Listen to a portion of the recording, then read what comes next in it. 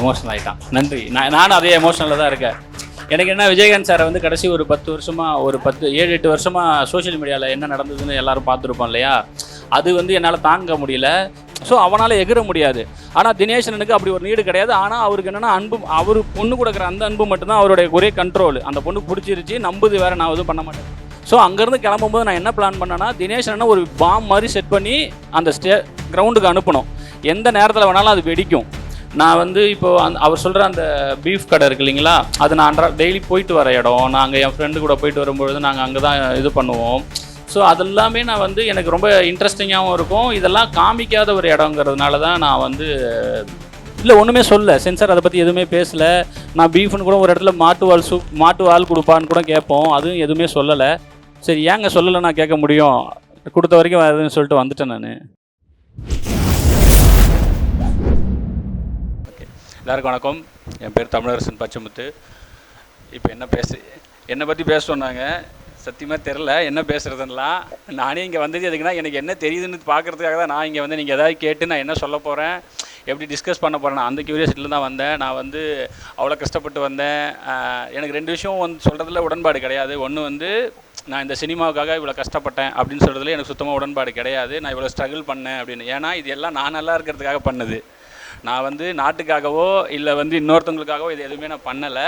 So இன்றைக்கி நான் கூகைக்கு என்னை கூப்பிட்றாங்க அப்படிங்கிற ஒரு ப்ரிவிலேஜை எடுத்துக்கிறேன் இல்லையா, இதுக்காக நான் கஷ்டப்பட்டேன்.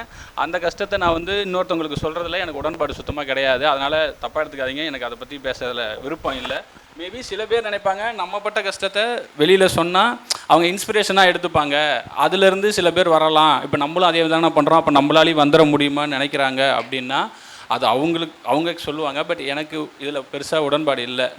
நான் வந்து அங்கே படுத்திருந்தேன், நான் வந்து இவ்வளோ கஷ்டப்பட்டேன், ஏன்னா இங்கே அசிங்கப்படுத்தினாங்க, இது எல்லாமே பார்ட் ஆஃப் பார்சலாக தான் பார்க்குறேன். ஒரு ஃபிலிம் மேக்கிங்கில் வந்து கிராஃப்ட் மாதிரி இது எல்லாம் நம்ம பட்டால் தான் வர முடியும்.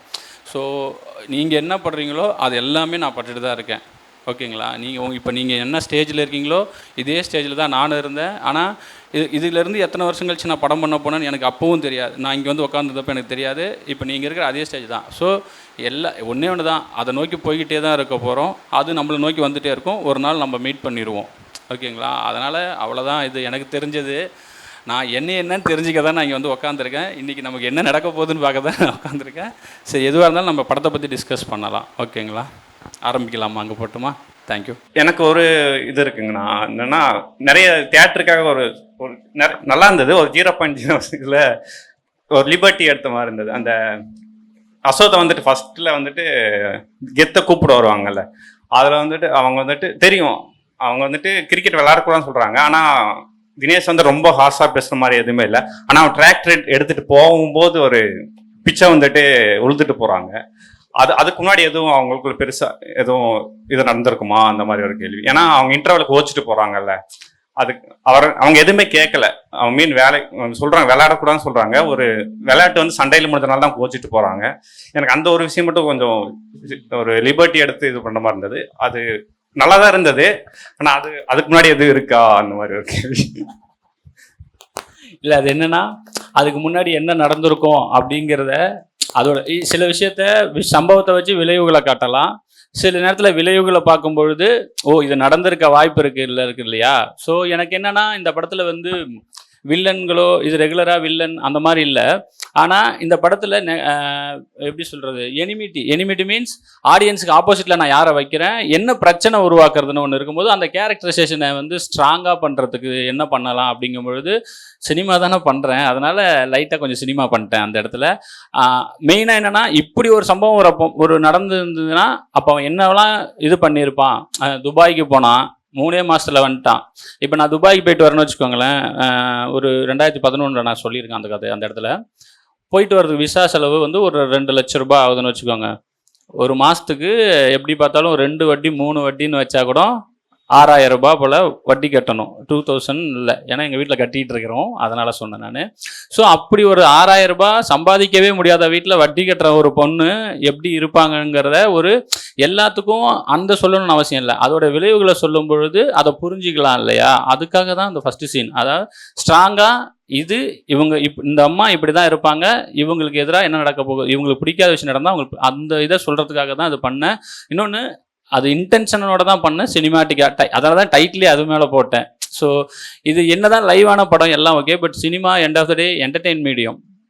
என்டர்டெயின்மெண்ட்டும் சுவாரஸ்யமும் அதில் நம்மளால் என்ன முடியுமோ நம்மளுடைய ஃபிலிம் லாங்குவேஜில் நம்ம என்ன சொல்ல ட்ரை பண்ணுறோமோ அதை முடிஞ்ச அளவுக்கு சொல்லிட்டு போயிடணுங்கிறது அந்த ஒரு இன்டென்ஷன் தாங்க. துர்காக்கும் அன்பு ஹீரோக்கும் மிடில் ஒரு லவ் கிரியேட் ஆகிருக்கும். ஆனால் அது துர்கா எப்படி டிஃபைன் பண்ணுவாங்கன்னா, நீ எங்கள் அப்பா போல் இருக்க, அந்த ஆர்க்கை பார்த்தோன்னே தான் உனக்கு பிடிச்சிருக்கு அப்படின்ற மாதிரி டிஃபைன் பண்ணுவாங்க.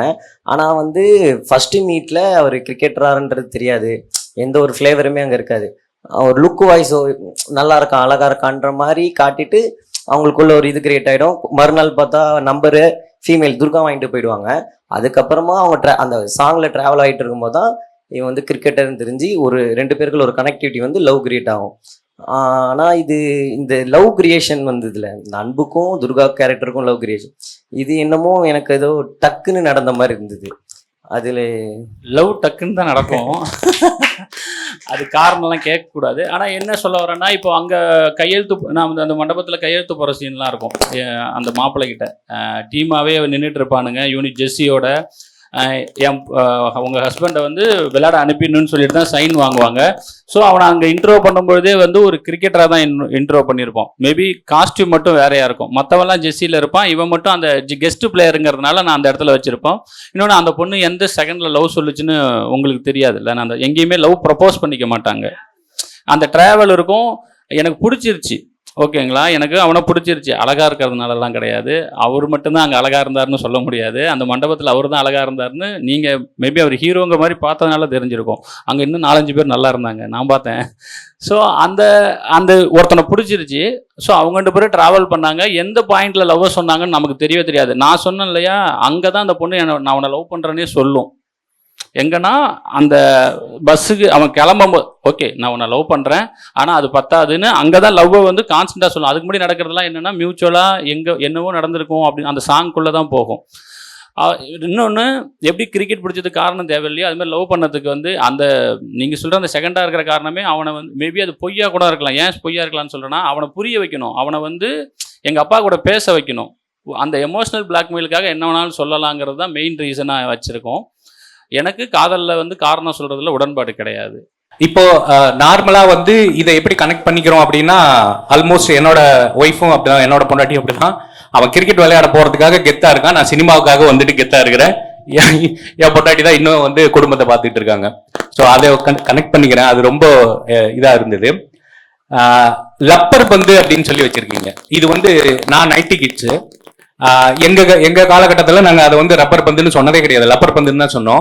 ஸோ இதை எப்படி வந்து லப்பர் பந்து அப்படிங்கிறத வைக்கணும், ரப்பர் பந்துன்னு வைக்கக்கூடாது அப்படிங்கிற ஒரு எண்ணம் வந்துச்சு? நான் 90 கிட்ஸு.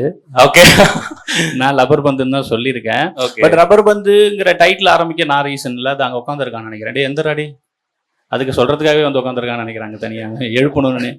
ஓகே, அவன் வந்து என் டைரக்ஷன் டீமு. சரி சரி, அவன் தான் அந்த டைட்டிலுக்கு ரீசன். ஓகே, அதுல வந்து ராவா லாவா மாத்தினது மட்டும்தான் நானு. பட் அந்த டைட்டில் நல்லா இருக்குன்னு சொன்னது அவன் தான். ஓகே, ஆனா அது நிறைய கனெக்டிவிட்டி ஆச்சு. தேங்க்யூ, தம்பிக்கு வந்து ரொம்ப நன்றி சொல்லிக்கிறேன்.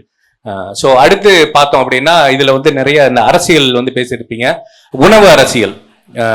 அந்த இடத்துல வந்து நீங்க கொண்டு வந்து வச்சிருப்பீங்க இந்த கறி வெட்டுற சீன் எல்லாம் வருது. அதெல்லாம் அதுல வந்து கலை இயக்குனர் அண்ணனுக்கு பெரிய நன்றியை தெரிவிச்சுக்கிறோம். ஏன்னா அது வந்து அந்த மாதிரி ஒரு செட்டு போட்ட மாதிரியே எந்த இடத்துலயும் தெரியல. அந்த வீடு எப்படி இருக்கும், அந்த ஒரு கறிக்கடை எப்படி இருக்கும் அப்படிங்கறது வந்து ரொம்ப நேச்சுரல். அதான் நீங்க சொன்னீங்களே, சொல்லும் போதே சொன்னீங்க, நான் போடுறது வந்து தெரியக்கூடாதுன்னு நினைச்சீங்க, தெரியலண்ணே, ரொம்ப பாராட்டு. ரெண்டாவது, நான் பிறந்தது வந்து மதுரை. ஓகே, மதுரை அண்ணா நகர் சிட்டிக்குள்ள. எங்க ஏரியால வந்து 4 கறிக்கடை இருக்கு. ஓகே, ஸோ நான் சின்ன வயசுல இருந்து பார்த்த இடம் தான் அது. சரி சரி. ஸோ அது வந்து எனக்கு செட்டா போடுறதுக்கு ரொம்ப பழக்கப்பட்ட இடமா இருந்ததுனால அது கொஞ்சம் ஈஸியா இருந்தது. நான் பெங்களூர்லேருந்து வந்துட்டு இருக்கேன். ஸோ உங்கள் படம் ரொம்ப சூப்பராக இருந்துச்சு பிரதர். ஸோ கேரக்டர் எலிவேஷன் ரொம்ப நல்லா சூப்பராக எழுதியிருந்தீங்க. பட் ஆனால் அந்த படம் ரிலீஸ் ஆகிறதுக்கு முன்னாடியே 2 days முன்னாடியே ரொம்ப நல்ல வைப் வந்துடுச்சு. அதுக்கு என்ன பண்ணீங்கன்றது ப்ளஸ்ஸு கிராஃப்ட்டு, டிராஃப்ட்டு, அரசியல் எல்லாமே ரொம்ப முக்கியம். அதுக்கும் மேலே ரொம்ப முக்கியம் பிஸ்னஸ். அதை நீங்கள் எப்படி ஹேண்டில் பண்ணீங்க பிரதர்? ஃபர்ஸ்ட் கேள்வி வந்து ஷார்ட் ஃபிலிம் இல்லை, எடுத்ததில்லை. நான் அசிஸ்டன்ட் டைரக்டராக ஒர்க் பண்ணேன். பட் இந்த படம் தப்பு பண்ணாது அப்படிங்கிறத வந்து நம்ம அந்த இப்போ டைரெக்டாக கொண்டாந்து தேட்டரில் ரிலீஸ் பண்ணலை. அதுக்கு முன்னாடி நிறைய பேர் பார்ப்போம், நிறைய பேர்கிட்ட காமிப்போம், ஸ்பெஷல் ஷோ போடுவோம். ஸோ இந்த அவங்கெல்லாமுடைய இதுலேயே நமக்கு தெரியும். ஏன்னா ஒவ்வொரு ஆடியன்ஸும் சேர்ந்தது தானே ஒரு இது. அப்போவே சொல்லிட்டாங்க இது கொஞ்சம் கரெக்டாக தான் இருக்கும் அப்படின்னு. பட் நான் எக்ஸைட்டடாக இருந்தது. நான் சில விஷயங்கள் பேசியிருக்கேன், ஆனால் இன்டென்ஷனாக பேசலை. எனக்கு வந்து நான் எப்படி எழுதுனேன்னு வச்சா, நான் பார்த்ததும் நான் இப்போது அவர் சொல்கிற அந்த பீஃப் கடை இருக்கு இல்லைங்களா, அது நான் டெய்லி போயிட்டு வர இடம். நாங்கள் என் ஃப்ரெண்டு கூட போயிட்டு வரும்பொழுது நாங்கள் அங்கே தான் இது பண்ணுவோம். ஸோ அதெல்லாமே நான் எனக்கு ரொம்ப இன்ட்ரெஸ்டிங்காகவும் இருக்கும். இதெல்லாம் காமிக்காத ஒரு இடங்கிறதுனால தான் நான் பண்ணணும்னு ஆசைப்பட்டேன். ஜாகிரஃபியாகவே எனக்கு இதெல்லாம் வரவே இல்லையே அந்த ஸ்க்ரீனுக்குள்ளேயும். இதுக்குள்ளே ஒரு கதை சொன்னால் எனக்கு புதுசாகவும் இருக்கும். அந்த இதெல்லாம் எனக்கு ரொம்ப இன்ட்ரெஸ்டிங்காக இருந்துச்சு. ஸோ நான் அதனால் அதை வச்சு இது பண்ணேன். எனக்கு அந்த ஏரியாவில் மட்டும் ஒரு டவுட் இருந்துக்கிட்டே இருந்துச்சு. ஏன்னா இப்போ நம்ம பேசிட்டோம், இதில் ஏதாவது என்னென்ன நமக்கான இது இருக்குது, நம்ம எதை கரெக்டாக செஞ்சுருக்கோம், கரெக்டாக செய்யலைங்கிற அந்த கொஷின்ஸுக்கு மட்டும்தான் நான் வெள்ளிக்கிழமை வரைக்கும் வெயிட் பண்ணேன். 20th வரைக்கும் வெயிட் பண்ணேன். அதுவும் முடிஞ்ச அளவுக்கு எனக்கு கொஞ்சம் நல்ல இதுதான் வந்திருக்கு. பிஸ்னஸ் முடிஞ்ச அளவுக்கு நான் என்ன சொல்கிறேன்னா, அதை நம்ம தலையிடாமல் இருக்கிறது நமக்கு நல்லது. இப்போ நான் 1 வாரம் ஆச்சு, இது வரைக்கும் இது என்ன ஆகிட்டு இருக்கு, ஏது ஆகிட்டு இருக்குன்னு எனக்கு தெரியாது. அது தெரிய வேணாம். ஏன்னா அது கரெக்டான இது உங்ககிட்ட சேராது. அது உங்களுடைய இதை கெடுத்துரும். அது உங்களை கரப்ட் பண்ணிடும்.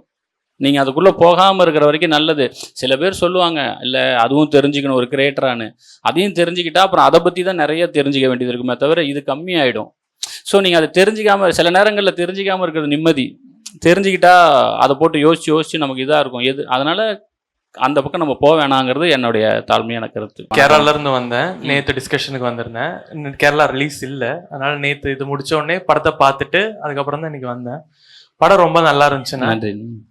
படத்தில் ஃபர்ஸ்ட் ஹாஃப் ரொம்ப சாதாரணமாக நார்மல் சினிமா மாதிரி போச்சு. செகண்ட் ஹாஃப் என்னால் ப்ரெடிக்ட் பண்ணுற முடிகிற மாதிரி இல்லை. இன்டர்வெல்லேருந்தே கொஞ்சம் வித்தியாசமாக இருந்துச்சு. அது எனக்கு தோணுச்சு பேசிக்காக. அதுக்கப்புறம் எனக்கு என்ன கேள்வி இருக்குன்னா, காஸ்டிங் இதில் எப்படி நீங்கள் முடிவு பண்ணீங்க? காஸ்டிங் இவங்கள தான் போடணும், இது எப்படி நீங்கள் ஆப்டாக முடிவு பண்ணீங்க? அப்புறம் நம்ம மற்ற படத்துல இருந்த பாட்டு அதெல்லாம் அதிகமாக யூஸ் பண்ணியிருக்கோம். அது எப்படி அதை இப்போ நம்ம யூஸ் பண்ணுறோம், இப்போ அதுக்கு நம்ம காப்பிரைட் கிளைம் வாங்கணுமா, இல்லை ரேடியோவில் ப்ளே பண்ணால் அது பிரச்சனை இல்லையா, இல்லை அதை பற்றியும் கொஞ்சம் சொல்லுங்கள். நான் casting Harish Kalyan character cast பண்ணுறதுல எந்த பிரச்சனையுமே இல்லை. நான் ப்ரொடக்ஷன் கமிட் பண்ணோடனே ஃபஸ்ட்டு போய் சொன்னது ஹரிஷ் கல்யாண்கிட்ட தான். ஸோ அவருக்கு பிடிச்சிருச்சு, அவர் பண்ணுறேன்னு சொல்லிட்டாரு. பிரச்சனை எங்கன்னா 2 கேரக்டரில் தான். தினேஷ் அண்ணன் கேரக்டர்லையும் அவங்க ஒய்ஃப் கேரக்டரில் தான். கிட்டத்தட்ட அதனால் மட்டும் படம் 1 வருஷம் தள்ளி போச்சு. ஏன்னா எனக்கு 4-5 பேர் இருக்காங்க மைண்டில். நான் பர்டிகுலராக நானும் இல்லை என் டைரக்ஷன் டீமோ என்ன ஸ்ட்ராங்காக இருந்தோம்னா, ஹீரோ தான் பண்ணணும். அதை அந்த மாமனார் கேரக்டர் ஒரு ஹீரோ தான் பண்ணணும். ஏன்னா அதுதான் இந்த கதை ஆரம்பிக்கிறதுக்கான ஸ்டார்டிங் பாயிண்ட்டு. அந்த கேரக்டரை வச்சு தான் அந்த கதையவே நான் எழுத ஆரம்பிக்கிறேன். அதை ஒரு வெறும் மாமனாராக எங்களால் ஏற்றுக்க முடியல. அந்த கேரக்டருக்கு யாரடா போடலாம் அப்படின்னு சொல்லும்போது நாங்களும் 2-3 ஆப்ஷன்ஸ்லாம் வச்சு பார்க்குறோம். ஆனால் அது எதுவுமே இருக்கலாம். ஆனால் பேக் ஆஃப் மைண்டில் தினேஷன் இருந்துக்கிட்டே இருக்காரு. பட் என்ன பிரச்சனைனா, அவர் ஹீரோவாக ஒருத்தர் பண்ணிகிட்டு இருக்கிற ஒருத்தர்கிட்ட போயிட்டு நீங்கள் மாமனார், இன்னொரு ஹீரோவுக்கு மாமனார்னா, அவருக்கு அந்த டைமில் வர ஒரு பேட் பேஸில் இருக்கிறாரு. ஒரு லாஸ்ட் 3-4 இயர்ஸாகவே ஒரு பேட் பேஸில் இருக்கிறார். பண்ணுற படங்கள் ரிலீஸ் ஆகலை, ரிலீஸ் ஆன படங்கள் அவருக்கான இடத்த கொடுக்கல. அப்படிங்கும்போது ஒரு பேட் பேஸில் இருக்கிறவர்கிட்ட போயிட்டு நீங்கள் மாமனாராக பண்ணுங்க அப்படின்னு சொன்னால் அவங்க என்ன நினைச்சுப்பாங்கன்னா, ஓ என் கரியர் முடிஞ்சிருச்சு, இதுக்கப்புறம் நான் மாமனாராக போகணுமா அப்படிங்கிற இது வந்துருமோங்கிறதுல கிட்டத்தட்ட ஒரு 6 மாதம் டிஸ்கஸ் பண்ணுறோம். அவங்கள்ட்ட கான்டாக்ட் வரைக்கும் வாங்கிட்டேன். அந்த நம்பரை டயல் பண்ண எனக்கு 6 மாதம் ஆகுது. 6 மாதங்க. அதுக்கப்புறம் 2-3 பேர் இடையில போனோம். பட் அது எதுவுமே நடக்கலை. அது திடீர்னு ஒருத்தர்லாம் அப்பா வேண்டாம், அதை நான் அண்ணனாக மாற்றினா பண்ணுறேன் அப்படின்லாம் சொல்கிறாங்க. நானும் போய் பைத்தியக்காரத்தனமாக போய் அண்ணன்லாம் மாற்றி சொல்லிட்டு வந்துட்டேன். யாருன்னு கேட்க வேணாம், நான் சொல்ல மாட்டேன். நான் போய் சொல்லிட்டுலாம் வந்துட்டு அதுக்கப்புறம் 2 நாள் எனக்கு நிம்மதி இல்லை. இந்த கேரக்டரை இந்த கதையில் புதுசுன்னு சொல்கிறதே அது ஒன்று தான். அதையும் நான் தூக்கிட்டேன்னா இது என்னடா இருக்க போகுது அப்படின்னு சொல்லிட்டு அப்புறம் நானே இல்லை அது வேணாம், நான் அப்பாவை தான் போவேன் அப்படின்னு சொன்னேன். அப்புறமா சரி இவ்வளோ பெரிய அசிங்கத்தை இது பண்ணிட்டான், போயிடுவோம் தினேசன்கிட்ட தான் போவோமே, என்ன தான் சொல்கிறாருன்னு பார்ப்போமேன்னு சொல்லிட்டு அப்புறம் நான் ஒரு நாள் கால் பண்ணி பேசினேன். குண்டு ஆஃபீஸில் தான் மீட் பண்ணோம். 6 மாதம் அவ்வளோ யோசிச்சிருக்கேன், அவ்வளோ பண்ணியிருக்கேன். போய் 15வது நிமிஷம் அவரை மீட் பண்ண 15வது நிமிஷம் இந்த படம் ஆன் ஆகிடுச்சு. பண்ணுறேன்ட்டாரு. அவர் சொன்னா உண்மையாவேன்னு கேட்டேன். பண்ணுறேன் அப்படின்ட்டாரு. என்னால் நம்பவே முடியல. அதுக்கப்புறம் ஓகே ஒன்று முடிஞ்சு. இப்போ அடுத்து பொண்ணுக்கு அவங்க அம்மா கேரக்டர், அந்த அம்மா கேரக்டர். அதுக்கப்புறம் அங்கேருந்து 6 மாதம். அது என்னன்னா நாங்கள் நினச்சவங்கள்ட்டலாம் கேட்டோம். ஆனால் எல்லாருமே தினேஷ் எனக்கு ஒய்ஃபுன்னு, ஏன்னா இப்போ வந்து எனக்கு சொல்கிறதுக்கு ஒரு ஆள் இருக்காரு, இங்கே ஒரு ஹீரோ இருக்காங்க, இந்த ஹீரோவுக்கு ஒரு ஹீரோயின் தான் தேவைன்னு சொல்லி ஏமாத்திடலாம். ஆனால் என்ன பிரச்சனைனா இங்கே ஹரிஷ் கல்யாணுக்கு மாமியாராக நடிக்கணும், அதுவும் பிரச்சனையாகுது. அப்போது நான் ஒரு 2-3 எஸ்டாப்ளிஷ் ஆர்டிஸ்ட் எல்லாம் பேசிட்டு அந்த கேரக்டர் யார் மருமகன் அப்படின்னு கேட்பாங்க. நான் இந்த மாதிரி ஹரிஷ் கல்யாணவனே இதாகிட்டாங்க. ஒருத்தவங்களாம் அஃபண்ட் ஆகிட்டாங்க. நான் தினேசனுக்கு என்ன பயந்தனோ அது வந்து இந்த பக்கம் நான் அஃபண்ட் ஆகிட்டாங்க. நீ எப்படி என்னைய அது கேட்குறேன்னா அப்போ நீங்கள் என்னை என்னவா நினைக்கிறீங்க அப்படிலாம் ஆகிட்டாங்க. கிட்டத்தட்ட கதை சொன்னதை விட ஒரு 20 சாரி கேட்டு நான் ஃபோனை வச்சேன். அந்த கேரக்டர் கிடைக்கல. அப்போ நான் ஒரு ஷார்ட் ஃபிலிமு அப்புறம் டைரக்ஷன் டீம்லேருந்து வந்த சஜஷன்ஸ்லாம் பார்க்கும்போது அந்த சஜஷன்லேயே ஒன்று வந்துச்சு, இந்த ஒரு ஃபோட்டோ, அந்த வாசந்தின்னு சொல்லிட்டு ஒரு யூடியூப் படம், அது லென்த்தாக இருக்கும், அது ஒரு 1.5 hour மூவி. அந்த மூவியில் பார்த்துட்டு ஓகே இவங்க கரெக்டாக இருப்பாங்கன்னு சொல்லிட்டு அப்புறம் அவங்களுக்கே சொன்னேன். அவங்களுக்கும் ஃபுல் நரேஷன் ஜூம் காலில் பண்ணோன்னே என்ன நல்ல நேரம்னா அவங்களுக்கு ஹரிஷ் கல்யாண் யாருன்னு தெரியாது. ஸோ அதனால் எனக்கு பிரச்சனை இல்லை. அவங்க கமிட் ஆகிற வரைக்கும் ஹரிஷ் கல்யாணை பற்றி அவங்க சர்ச் பண்ணவே இல்லை. அப்புறம் ஒரு நாள் ஃபோன் பண்ணி, சார் ஹரிஷ் கல்யாண் ஒருத்தர் கூகுளில் சர்ச் பண்ணேன், சரி அப்படின்னு, இல்லை அவர் பெரிய ஹீரோங்கிற மாதிரி சொல்கிறாங்களே, இல்லை நீங்கள் இந்த படத்தில் அதை விட பெரிய ஹீரோயின் வாங்க அப்படின்னு சொல்லிட்டு. ஆனால் அவங்க எமோஷனலாக ஒன்று சொன்னாங்க, இல்லை சார் நான் எனக்கு கதை பிடிச்சிக்கெல்லாம் பண்ணுறேன். அவங்க ஒன்று சொன்னாங்க, எனக்கு நான் தமிழில் ரீஎன்ட்ரி ஆகணும். ஏன்னா அவங்க அதுக்கு முன்னாடி வைகை ஒரு 2-3 படம் பண்ணியிருக்காங்க. அவங்க எமோஷனலாக நான் வந்தேன், நிறைய கனவுகளோட வந்தேன், பொட்டி படுக்கையோட ஊருக்கு அனுப்பிட்டேன், எனக்கு அது இன்ன வரைக்கும் இருக்குது, நான் தமிழில் எப்படியாவது சுவாசிக்காங்கிற பேரை தெரியப்படுத்தணுங்களா ரொம்ப ஆர்வமாக இருக்கேன் அப்படின்னாங்க. நான் நினச்சேன் சரி வேறு ஆள் பார்த்துடலாமா அப்படி கூட யோசித்தேன். ஆனால் என் சுயநலம் எனக்கு வேறு ஆள் கிடைக்கல. அப்புறமா நான் அதை இப்படி மாற்றிக்கிட்டேன், என்னை நம்பி வாங்க அப்படின்னு சொல்லிட்டேன். பட் இப்போ அவங்க சந்தோஷமாக ஊருக்கு போகிறதே எனக்கு கொஞ்சம் சந்தோஷமாக இருக்குது. ஆக்சுவலாக அவங்க ஓகே பண்ண அடுத்த 1 month இந்த படம் ஷூட்டிங் போயிட்டோம். அவங்களுக்காக தான் நாங்கள் அப்போ தான் நினச்சேன், உங்களுக்காக தான் இந்த படம் வெயிட் பண்ணிட்டு இருந்திருக்கு அப்படின்னு சொல்லிட்டு. ஸோ காஸ்டிங்காக இப்படி தான், சஞ்சனாவும் அப்படி தான். எனக்கு தமிழ் தெரிஞ்சவங்க இருந்தால் ஈஸின்னு தோணுச்சு. நான் சொல்கிறேன், எனக்கு இங்கிலீஷ் பெருசாக நான் கம்யூனிகேட் பண்ண முடியாது. ஏன் ஊரில் நம்ம சின்ன சின்ன வார்த்தைகளை நான் வந்து மாற்றி சொல்லுவேன். இப்போ என் கடலூர் டிஸ்ட்ரிக்டில் சின்ன சின்ன விஷயங்கள் இருக்கும். இப்போ இந்த சால் சாப்பு இந்த மாதிரிலாம் சில வேர்டெல்லாம் வரும். இதெல்லாம் தமிழ் தெரிஞ்சவங்கன்னா எனக்கு இன்னும் கொஞ்சம் ஈஸியாக இருக்கும் அப்படின்னு சொல்லிட்டு நான் அவங்ககிட்டலாம் கேட்கும்போது அவங்க நல்லா தமிழ் பேசுனாங்க. ஆடிஷன் பண்ணோம், நாங்கள் லுக் டெஸ்ட் பண்ணால் எனக்கு அவங்க ஓகே. பட் ஹரிஷ் கல்யாணுக்கும் சஞ்சனாவுக்கும் நிறைய காஸ்டிங்காகவே எனக்கு நிறைய எதிர்ப்பு வந்துச்சு. எதிர்ப்புனா வேணாம் 2 பேரும் வெள்ளையாக இருக்காங்க, வெள்ளையாக இருக்கிறவங்களுக்கு கிராமத்தில் வைக்காதீங்க. நான் சொல்கிறேன், என் கூட வாங்க ஊருக்கு வாங்க, ஊரில் என்னமோ ஊரில் வெள்ளையாகவே இருக்க மாட்டோம், எல்லாம் என்ன மாதிரியே வர மாதிரியே இருப்போம்னு நினச்சிட்டு அப்படி சொல்லிட்டு இருந்தாங்க. பட் அதை மட்டும் கொஞ்சம் சேலஞ்சாக எடுத்தான் பண்ணோம். ஊர்லேயும் வெள்ளையாலாம் இருப்பாங்க, ஆனால் வெயிலில் விளாண்டவங்க எப்படி இருப்பாங்கன்னா லைட்டாக டேனாக இருப்பாங்க. வெயிலே கிடக்கிறோன்னா இப்போ நம்ம கிரவுண்ட்லேயே இருந்தால் வெள்ளையாக இருக்கிறவங்க கூட கொஞ்சம் டேன் ஆவாங்க. அதை மட்டும் சரி பண்ணுறோம், மற்றபடி கலர்லாம் மாற்ற வேணாம் அப்படின்னு சொல்லிட்டு அப்புறம் அந்த மாதிரி காஸ்டிங் அமைஞ்சது. இதில் நான் எழுதும்போதே இந்த கேரக்டர் இவர் தான் எழுதுனது வந்து காளி வெங்கட் மட்டும்தான். அவர் வந்து ஃபிக்ஸ்டு. அது நான் எழுதும்போது என்னென்னா ஸ்க்ரீன் ஸ்பேஸ் கம்மி, ஆனால் இன்னசென்ட் வந்துடணும். நான் எழுதுகிற அந்த 1-2 சீக்வன்ஸ்லேயே இன்னசென்ட் வந்துடணும். அதுக்குன்னே அளவெடுத்த சட்டை மாதிரி ஒருத்தர் இருந்தவொடனே அவர் மட்டும் நான் அப்படியே கேஸ்ட் பண்ணிட்டேன். ஸோ மீதி எல்லாமே கேஸ்டிங் அதுவாக அமைஞ்சது தான். அதான் ஒரு சில நேரத்தில் அது நம்புகிறாங்க நம்மளே. நான் சொல்கிறேன், நான் இப்போ அனுபவத்தில் சொல்கிறேன், ஒரு நல்ல கதை அதுக்கு உண்டான வேலையை அதுவே பார்த்துக்கும் அப்படின்னு ஒன்று சொல்லுவாங்கல்ல, அப்படி நடந்தது தான் காஸ்டிங் இந்த படத்தில். நான் மட்டும் அந்த இப்போ சுவாசிக்க இல்லாமல் நோன் ஃபேஸாக போயிருந்தேன்னா மேபி இது என்னவா இருக்கும்னு எனக்கு தெரியல. இப்போ எனக்கு யோசிச்சு பார்த்தா அவங்களோட பெட்டராக யார் இருந்திருப்பா அப்படி தான் நான் யோசிக்கிறேன். பாட்டுக்கு வந்து பர்மிஷன் வாங்கணும். இப்போது நாங்கள் சோனிலே இருந்ததுனால நான் கேட்ட நிறைய பாட்டு சோனிலே இருந்துச்சு. சோனி சவுத் மியூசிக்லேயே வந்து இப்போ நான் அந்த பொட்டு வச்ச தங்க குடமாக இருக்கட்டும், ஆட்டமா தேரோட்டமா, அப்புறம் வந்து இன்னும் 2-3 பாட்டு எல்லாம் சோனிலே இருந்துச்சு. மேக்ஸிமம் என்னென்னா நம்ம கூட எந்த கம்பெனி டைப்பில் இருக்கும் அந்த ப்ரொடக்ஷனுக்கு அந்த ப்ராஜெக்ட்டுக்கு அந்த கம்பெனி பாட்டை வாங்குறது கொஞ்சம் ஈஸி. அவங்க கொஞ்சம் இது பண்ணிப்பாங்க. இதில் ஒரே ஒரு பாட்டு மட்டும் எனக்கு வெளியிலேருந்து வாங்கணும், 5 ஸ்டார்லேருந்து வாங்கணும். அந்த ஆடுங்கடா என்னை சுற்றி மட்டும் 5 ஸ்டாரில். அதில் எனக்கு என்ன நல்ல நேரம்னா ஹரிஷ் கல்யாணோடைய பேனர், அது அவங்க அப்பா தான் வச்சுருந்தாரு. அப்புறமா அவர்கிட்ட இருந்து அதை வாங்கிட்டோம். நம்ம ப்ராப்பராக வாங்கிடணும். நாங்கள் ரைட்டிங்லேயே இருந்துச்சு எல்லா பாட்டும். ஒரு பாட்டு கடைசி வரைக்கும் கிடைக்கல. ஒரு பாட்டு வச்சுருந்தோம், என்னென்னா இந்த எருக்கஞ்செடி ஓரம் இறுக்கி பிடிச்சனே மாமான்னு ஒரு மினி பஸ் சாங் வரும். அந்த சாங்கு யாருக்கிட்ட ரைட்ஸ் இருக்குன்னே தெரியல. அது ஆளாளுக்கு யூடியூப்பில் ஆளாளுக்கு சொல்கிறாங்க அந்த பாட்டு எந்துன்னு. ஸோ அந்த பாட்டு மட்டும் நாங்கள் நினச்ச பாட்டு கிடைக்கல. மற்றபடி எல்லாமே முன்னாடியே ரைட்ஸ் கொடுத்து வாங்கி பண்ணோம். அது அதே மாதிரி வந்து இதில் வந்து ஒரு சீனில் வந்து நம்ம பாலாண்ணே சொல்லுவார், இந்த மாதிரி உங்களை மாதிரி இருக்கிறவங்கள தான் நம்ப முடியாது, எனக்கும் எஸ்சி ஃப்ரெண்ட்ஸ் இருக்காங்கன்னு சொல்லிட்டு இருக்கவங்கள தான் நம்ப முடியாது. அது ஏன் வச்சிங்கன்னு ஒரு கேள்வி. ஏன் அது காரணம் இருக்கும், ஆனால் நீங்கள் ஏன் வச்சிங்க, அதில் நீங்கள் என்ன சொல்லணும்னு நினைக்கிறீங்க, அவங்க ஏன் ரொம்ப டேஞ்சர்னு நினைக்கிறீங்க? அவங்க ஏன் டேஞ்சர் அதுக்கு பதில் சொல்கிறேன். ஏன்னா ஏன் வச்சிங்கிறது எல்லாருக்கும் தெரியும். டேஞ்சர் என்னன்னா, இப்போது வெங்கடேஷ் மாதிரி ஆட்களெல்லாம் என்னால் ஈஸியாக யாருன்னு தெரிஞ்சிடும். அவங்கள நான் நம்ப தேவையில்லை, அவங்கள யாருன்னு எனக்கு ஓப்பனாக தெரியுது. இப்போ இவங்கெல்லாம் இருக்காங்கல்ல, அதாவது 2 பேத்துக்கு நடுவில் அது அவங்க தான் நம்ம எல்லாத்துக்கும் இந்த சைடும் போகலாம் அந்த சைடும் போகலாம் அப்படின்னு இருக்கிறப்போ அவங்க ரியலைஸ் பண்ணணும் அப்படிங்கிறதுக்காக தான் நான் இதை வச்சேன். ஏன்னு கேட்டால் இது எனக்கு வந்த வார்த்தை. அந்த செகண்ட்லேருந்து நான் கொஞ்சம் செல்ஃப் ரியலைஸ் பண்ண ஆரம்பித்ததுனால வந்தது. ஸோ அந்த கேரக்டருங்க சில விஷயங்கள் செல்ஃப் ரியலைஸ் பண்ணணும் அப்படிங்கிறதுக்காக அந்த இடத்துல நான் வச்சேன். இன்னொன்று, நான் என்ன ஸ்டாண்டில் இருக்கேன்னு முதல்ல எனக்கு தெரியணும். நான் நினச்சிக்கிட்டு இருக்கேன் நான் கரெக்டாக இருக்கேன்னு, நான் கரெக்டாக இல்லைங்கிறது அவங்களுக்கு இப்போ இது சம்மந்தப்பட்ட எத்தனை பேர் இருக்காங்களோ அவங்க எல்லாருக்கும் தெரியணுங்கிறதுக்காக அது நான் பண்ணது. அது அவங்க என் பெஸ்ட்னு சொல்கிறது, அவங்க என்னன்னே தெரியாமல் இருக்கிறது தப்பு. ஒன்று ரைட்டில் இரு லெஃப்டில் இரு, நடுவில் இருக்காதங்கிறேன். அதுதான் இப்போது கரெக்டாக என்ன ரிலேட்டட் ஆகிட்டு இருக்கு அப்போது ஒன்று இருந்திருக்கும். நீங்கள் மேபி நீங்கள் இருக்கிற டைமில் அது ட்ரெண்டு. அந்த நீங்கள் ரைட்டிங்கில் கொண்டு வரதுக்கு என்ன கிரவுண்ட் ஒர்க் எடுத்தீங்க, எதாவது ரெஃபரன்ஸ் எடுத்தீங்களா? இல்லை என்னன்னா, நம்ம வாழ்ந்த வாழ்க்கையில் இருந்தால் நான் பண்ண படங்கிறதுனால எனக்கு இதுக்கு கிரவுண்ட் ஒர்க் பெருசாக தேவையில்லை. நான் கிரவுண்ட்லேயே இருந்ததுனால எனக்கு அது பெருசாக தேவைப்படலை. இந்த படத்துக்கு தேவைப்படலை. ஓகே. ஆமாம்.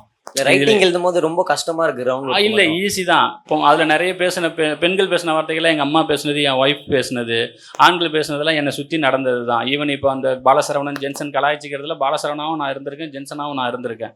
உங்களையும் நிறைய பேர் இருந்திருப்பீங்க. ஒரு வெளியிலேருந்து எல்லாமே கலாய்க்கிறது தானே. அதனால இதுக்கு பெருசாக எனக்கு கிரவுண்ட் ஒர்க் தேவையே படலை. இது எழுதணும், அமைஞ்சிருச்சு, அவ்வளோதான். ஃபீமேல் கேரக்டர் கிரியேட் பண்ணியிருந்தீங்களா? அந்த பொண்ணு இன்டர்கேட் ஜாதி விட்டு ஜாதி கல்யாணம் பண்ணிக்கிறாங்க 2 பேரும்.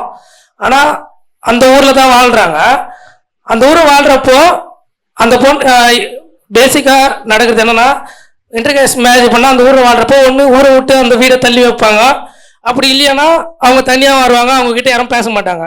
ஆனால் அந்த பொண்ணு அவங்கக்கிட்டே இருக்கிற அந்த ஊரே வாழ்கிறப்போ அந்த பொண்ணு பார்த்து அந்த ஊரே பயப்படுற மாதிரி கிரியேட் பண்ணுறது உங்களுக்கு எப்படி தோணுச்சு? அது உண்மையாக அந்த மாதிரி இருந்தாங்களா அப்படின்னு கேட்குறேன். ஊரே பார்த்து பயப்படுற மாதிரி தானே. இப்போ அந்த கிரவுண்டில் இருந்த எல்லாருமே யாருன்னு நீங்கள் முடிவு பண்ணுறீங்க? அந்த ஆர்கனைஸ் பண்ண டீம் இருக்குல்ல, அதான் அவங்க எல்லாருமே யாராக இருப்பாங்க? எல்லாருமே ஒரே ஆளாக இருப்பாங்கன்னு யோசிக்கிறீங்களா? டோர்னமெண்ட் நடத்துகிற அந்த ஊர் டீம் தான். அதாங்க, அவங்க ஒரு கிரவுண்டுக்கு பண்ணுறாங்க இல்லைங்களா, அந்த நோட்டு படி எல்லாரும் பயப்படுறாங்க. இன்னொன்று, இது நடக்குமா அப்படின்லாம் யோசிக்கலை. இது நான் பார்த்துருக்கேன், இது நான் பார்த்தது தான். இன்டர்காஸ்ட் மேரேஜில் அவங்க அக்ரெஷன் ரீசன் கூட அதுவாக தான் இருக்குமோன்னு தான் நான் பிளான் பண்ணுறேன். அவங்களுடைய கோவத்துக்கு எக்ஸ்ட்ரா ஒரு லேயர் கோவத்துக்கு ரீசனுமே அந்த இதுதான், நம்மளே அந்த இது பண்ணாங்கன்றதுல. எப்பயுமே அப்படி இருக்கும்போது அவங்க கொஞ்சம் அதை பாதுகாத்துக்கு என்ன பண்ணுவாங்கன்னா, ஒருபடி மேலே அக்ரெஷன்ஸ் ட்ரை பண்ணுவாங்க. ஸோ அந்த இதுக்காக தான் பண்ணேன். இது நடந்தால் நல்லா இருக்குங்கிற மீட்டர் தான் அது. இது நடந்துக்கிட்டு இருக்குன்னு எனக்கு சொல்ல கன்ஃபார்மாக தெரியாது, ஏன்னா நான் அதை பார்த்ததில்ல. இது நடந்தால் நல்லா இருக்கும். இப்போ இந்த சீனாக இருக்கட்டும், இல்லை அந்த மாமியார் வீட்டுக்கு வர சீனாக இருக்கட்டும், இது எல்லாமே இது நடக்குமான்னு கேட்டால் எனக்கு தெரியாது. எனக்கு நடக்கணும்னு ஆசை. ஸோ அதுக்காக பண்ண சீக்வன்ஸ் அந்த இது. அண்ணன் மாதிரியோட கேள்வி. உங்களோட இன்டர்வியூவில் நீங்கள் ஒன்று சொல்லியிருந்தீங்க. எனக்கு எப்படின்னா, இப்போ நான் தான் அந்த மாதிரி பாலா, நான் அந்த மாதிரி இருந்து அது மாறினேன், அந்த மாதிரி மாறி நான் ஃபீல் பண்ணேன் அப்படின்னு நீங்கள் சொன்னீங்க.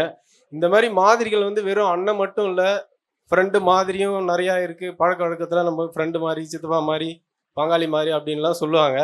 இந்த மாதிரிகள் இருக்குல்ல, மாதிரியிலேருந்து அந்த ஒரிஜினலுக்கு வர்றது, இப்போ கூட சொன்னீங்க நீங்கள், ஒன்று லெஃப்ட் ஆயிரு இல்லை ரைட் ஆயிருன்னு. ரைட்லேருந்து லெஃப்ட்டுக்கு ஸ்ட்ரைட்டாகவும் ஜம்ப் பண்ண முடியாது, மிடிலுக்கு தான் வரணும். அப்படி ஒரு முயற்சி பண்ணுற ஆளாக தான் கருப்பையா நான் பார்த்தேன். நீங்கள் அந்த இன்டர்வியூவில் சொன்னது இருக்குல்ல, அது நீங்கள் எந்த இடத்துல அது மாறினீங்க? நீங்க மாறினு ஒன்று ஃபீல் பண்ணி சொன்னீங்கல்ல, நான் தான் அப்படி இருந்தேன் அதை மாறினேன்ட்டு. அப்போ உங்களுக்கு அது எந்த இடம் மாறினதா இருந்ததுன்னா இந்த மாதிரிகளுக்கு கொஞ்சம் தேவைப்படும் நான் நினைக்கிறேன். நான் எங்கே மாறினேன் அப்படின்னா, நான் அவங்க எங்கிட்ட ஸ்ட்ரைட்டாக சொன்னோடனே அடுத்த நாள்லேருந்து என்னோடய நடவடிக்கை எல்லாம் மாறிடுச்சு, அந்த மாதிரி இல்லை. அதுக்கப்புறம் நம்ம ரியலைஸ் பண்ணுறோம், அதுக்கப்புறம் சுற்றி எல்லாம் நடக்குதுன்னு பார்க்குறோம். இது வரைக்கும் நடந்த எல்லா ஸ்டாண்ட்லையும் நம்ம என்னவா இருந்துகிட்டு இருக்கோம்னு பார்த்துக்கும் பொழுது, அப்போ எப்பயுமே என்னென்னா, யார் மனசும் புண்படுத்தக்கூடாதுன்னு சொல்லிட்டு நிறைய நேரத்தில் போயிருக்கும் பொழுது, சில இடத்துல எங்கே நிற்கணும், யார் பக்கத்தில் நிற்கணும், எதுக்காக பேசணுங்கிற முடிவெல்லாம் இருக்குல்ல, அதுக்கு முன்னாடி வரைக்கும் அந்த முடிவை தள்ளி போடுறதோ இல்லை அதை டைல்யூட் பண்ணுற வேலையில் தான் இருப்போம். அதுக்கப்புறம் என்ன ஆயிடுச்சுன்னா, ஓகே இந்த இடத்துல இவங்க கூட தான் நிற்கணும் அப்படிங்கிற சில முடிவுகள்லாம் சில இடத்துலலாம் நம்ம எடுக்க வேண்டியது வந்துச்சு. ஸோ அந்த மாதிரி நேரத்தில் நான் யார் பக்கத்தில் நிற்கணுமோ அவங்க பக்கத்தில் நின்னேன். அதுக்கு நிற்கவும் நான் ட்ரை பண்ணிருக்கேன். ஆமாம் பிரதர், அது அந்த கருப்பையா மாதிரி அந்த மிடில் வந்த பிறகுதான் அதை பண்ண முடியும். அதான் இப்போ அந்த மிடில் இருக்கிறவங்கள்ட்ட தான் சொல்றேன். இப்போ நான் மிடில் இருக்கிறவங்களுக்கு நான் இதை சொல்லிட்டேன். நீ விஷமா இருக்க, நீ முடிவு பண்ணுன்னு தான் சொல்றேன். அந்த விஷம்ன்றது இருக்குல்ல, இப்ப அவங்களே ஆக்சுவலா அந்த மிடிலுக்கு வர்ற முயற்சி பண்றதே அது ஒரு ஆரோக்கியமானதா. அதான் சொல்றேன், ஏன் பண்றது வர்றதுன்னா வந்துருங்கிறேன். அந்த இடத்துலயே நிக்கிறீங்கன்னு தான் கேட்கறேன். ஏன் பர்சன்டேஜ் கணக்கோட நிறுத்துறீங்கன்னு தான் கேட்கறேன். இவ்வளவு தூரம் யோசிச்சிட்டோம்ல, இப்போ நான் இவ்வளவு தூரம் வந்துட்டோம், இவ்வளவு தூரம் யோசிச்சிட்டேன்ல, ஏன் மறுபடியும் அங்க நின்று இன்னமும் யோசிக்கணும்? நமக்கு தான் சென்ஸ் இருக்குல்ல, டக்குன்னு வந்துருங்கன்னு தான் சொல்றேன் நான். அந்த வேர்டை யூஸ் பண்ணது கொஞ்சம் ஃபோர்ஸ் மாதிரி விஷங்கிறதா?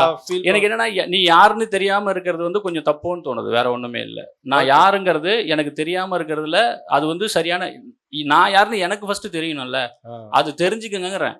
அந்த பாயிண்ட் தான் பிரதர் கேட்குறேன். அந்த பாயிண்ட் இப்போ நீங்க சொல்றீங்களே, பொதுவா மற்றவங்க எல்லாம் வெளியில சொல்லும் போது என்ன சொல்லிடுவாங்கன்னா, புக்ஸ் எல்லாம் படிச்சு தெரிஞ்சுக்கிட்டேன், அதுல நான் மாறிட்டேன், அந்த மாதிரி இது பண்ணிட்டேன்.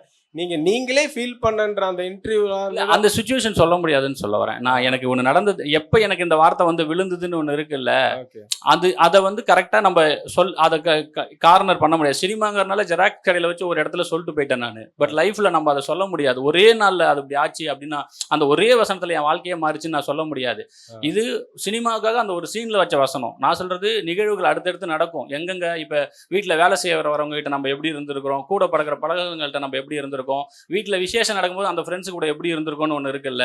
ஸோ அங்கங்கெல்லாம் நான் என்ன ஸ்டாண்டில் இருந்திருக்கேன், எப்போ சொந்தக்காரங்க கூட போயிருக்கேன், எப்போ நான் வந்து ஃப்ரெண்ட்ஸு கூட போயிருக்கேன், இது எல்லாமே நீ யோசிச்சு பார்க்கும்பொழுது, ஓஹோ இதெல்லாம் இப்போ நம்ம இப்படி இருந்திருக்கோம் போல அப்படின்னு சொல்லும்போது அந்த நேரத்தில் வயசும் மாறிக்கிட்டே வருது. எக்ஸ்போஷர் வர வர நம்ம ஒரு நாள் எல்லாத்தையும் மாற்றும். அடுத்த தடவை ஃபங்க்ஷன் நடக்கும்போது நான் வேற மாதிரி பிஹேவ் பண்ண ஆரம்பித்தேன்.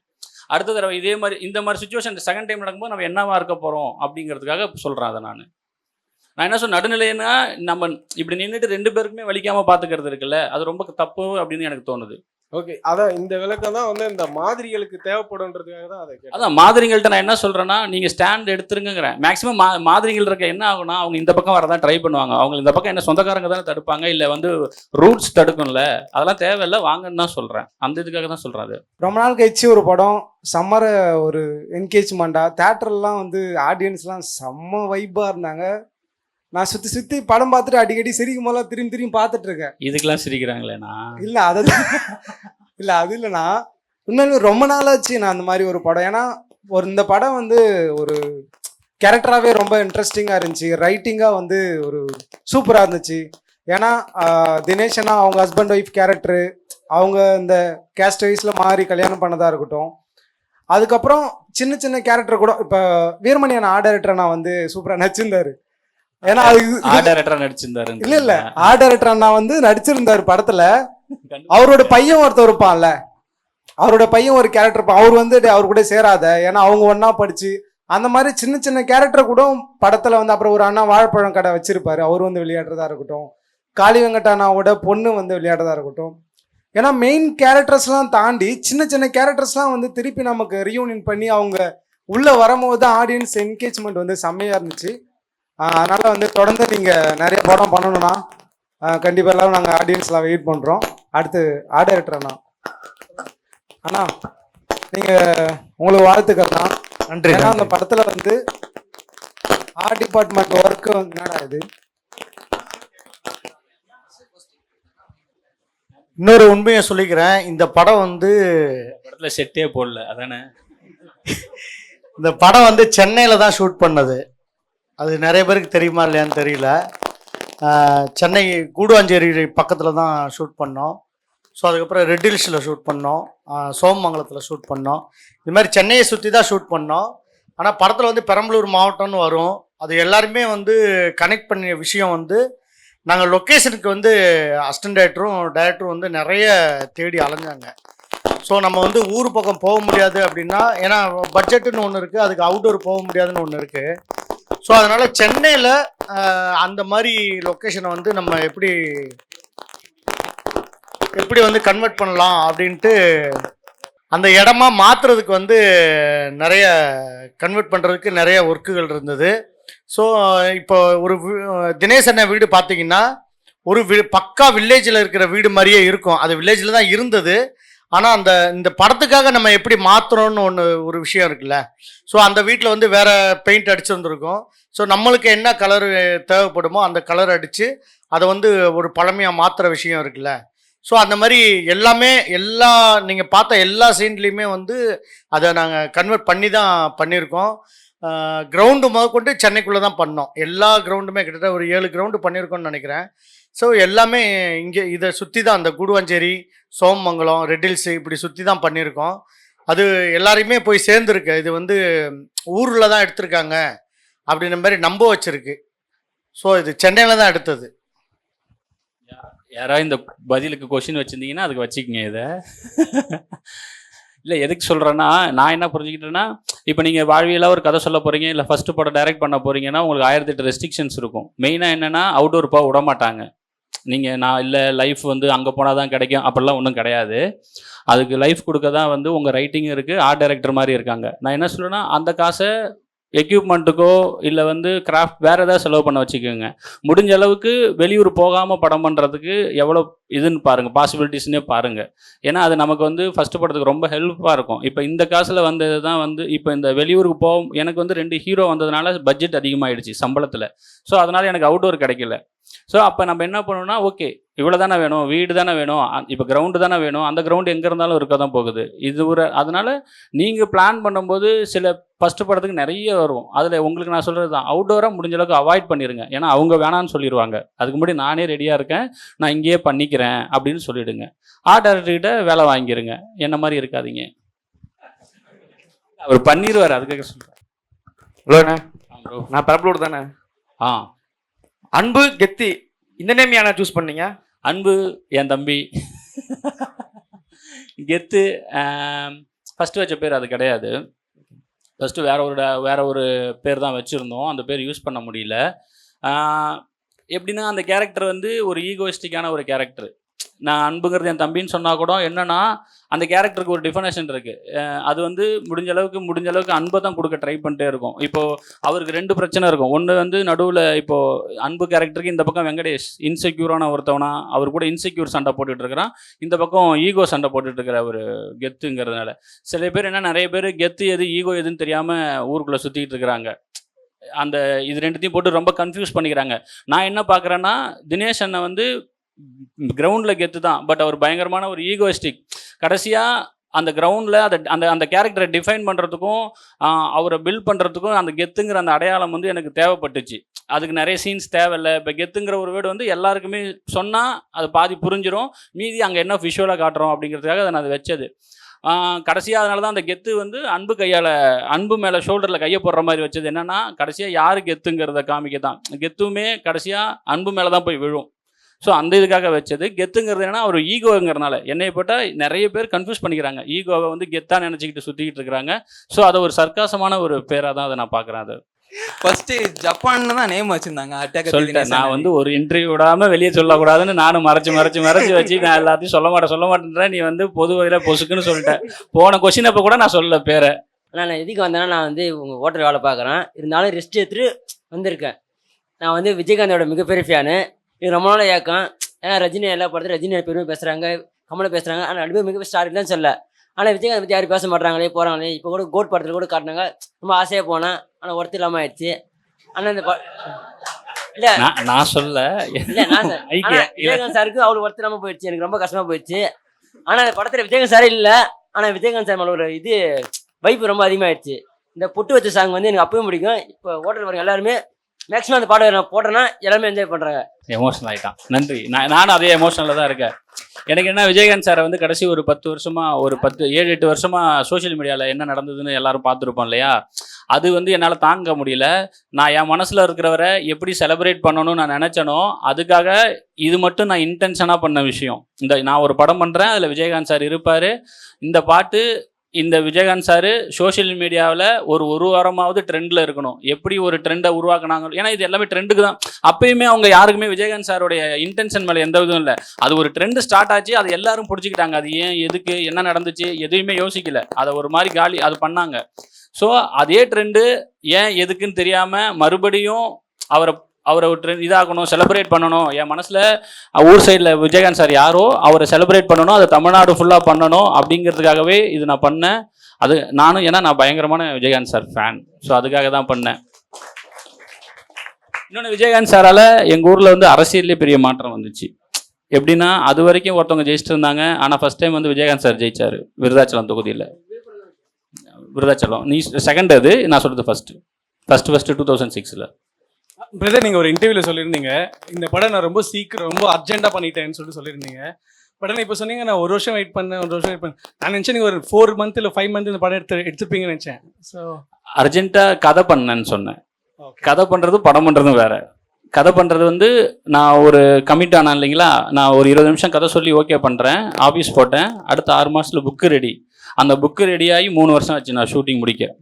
அது அந்த 1 வருஷம் தான் நான் வெயிட் பண்ணேன். அர்ஜென்ட்டாக கதை பண்ணியே இந்த மாதிரி வந்திருக்குன்னா இப்போ நிதானமாக பண்ண எல்லா கதை பண்ணாலும் அப்படி தான் நடக்கும். அவங்களுக்கு நீ கதை எப்படி பண்ணீங்கிறதெல்லாம் மேட்ரு கிடையாது. புக்கு சைஸு பார்த்துட்டு அவங்க அதுக்கு தான் பண்ணுவாங்க.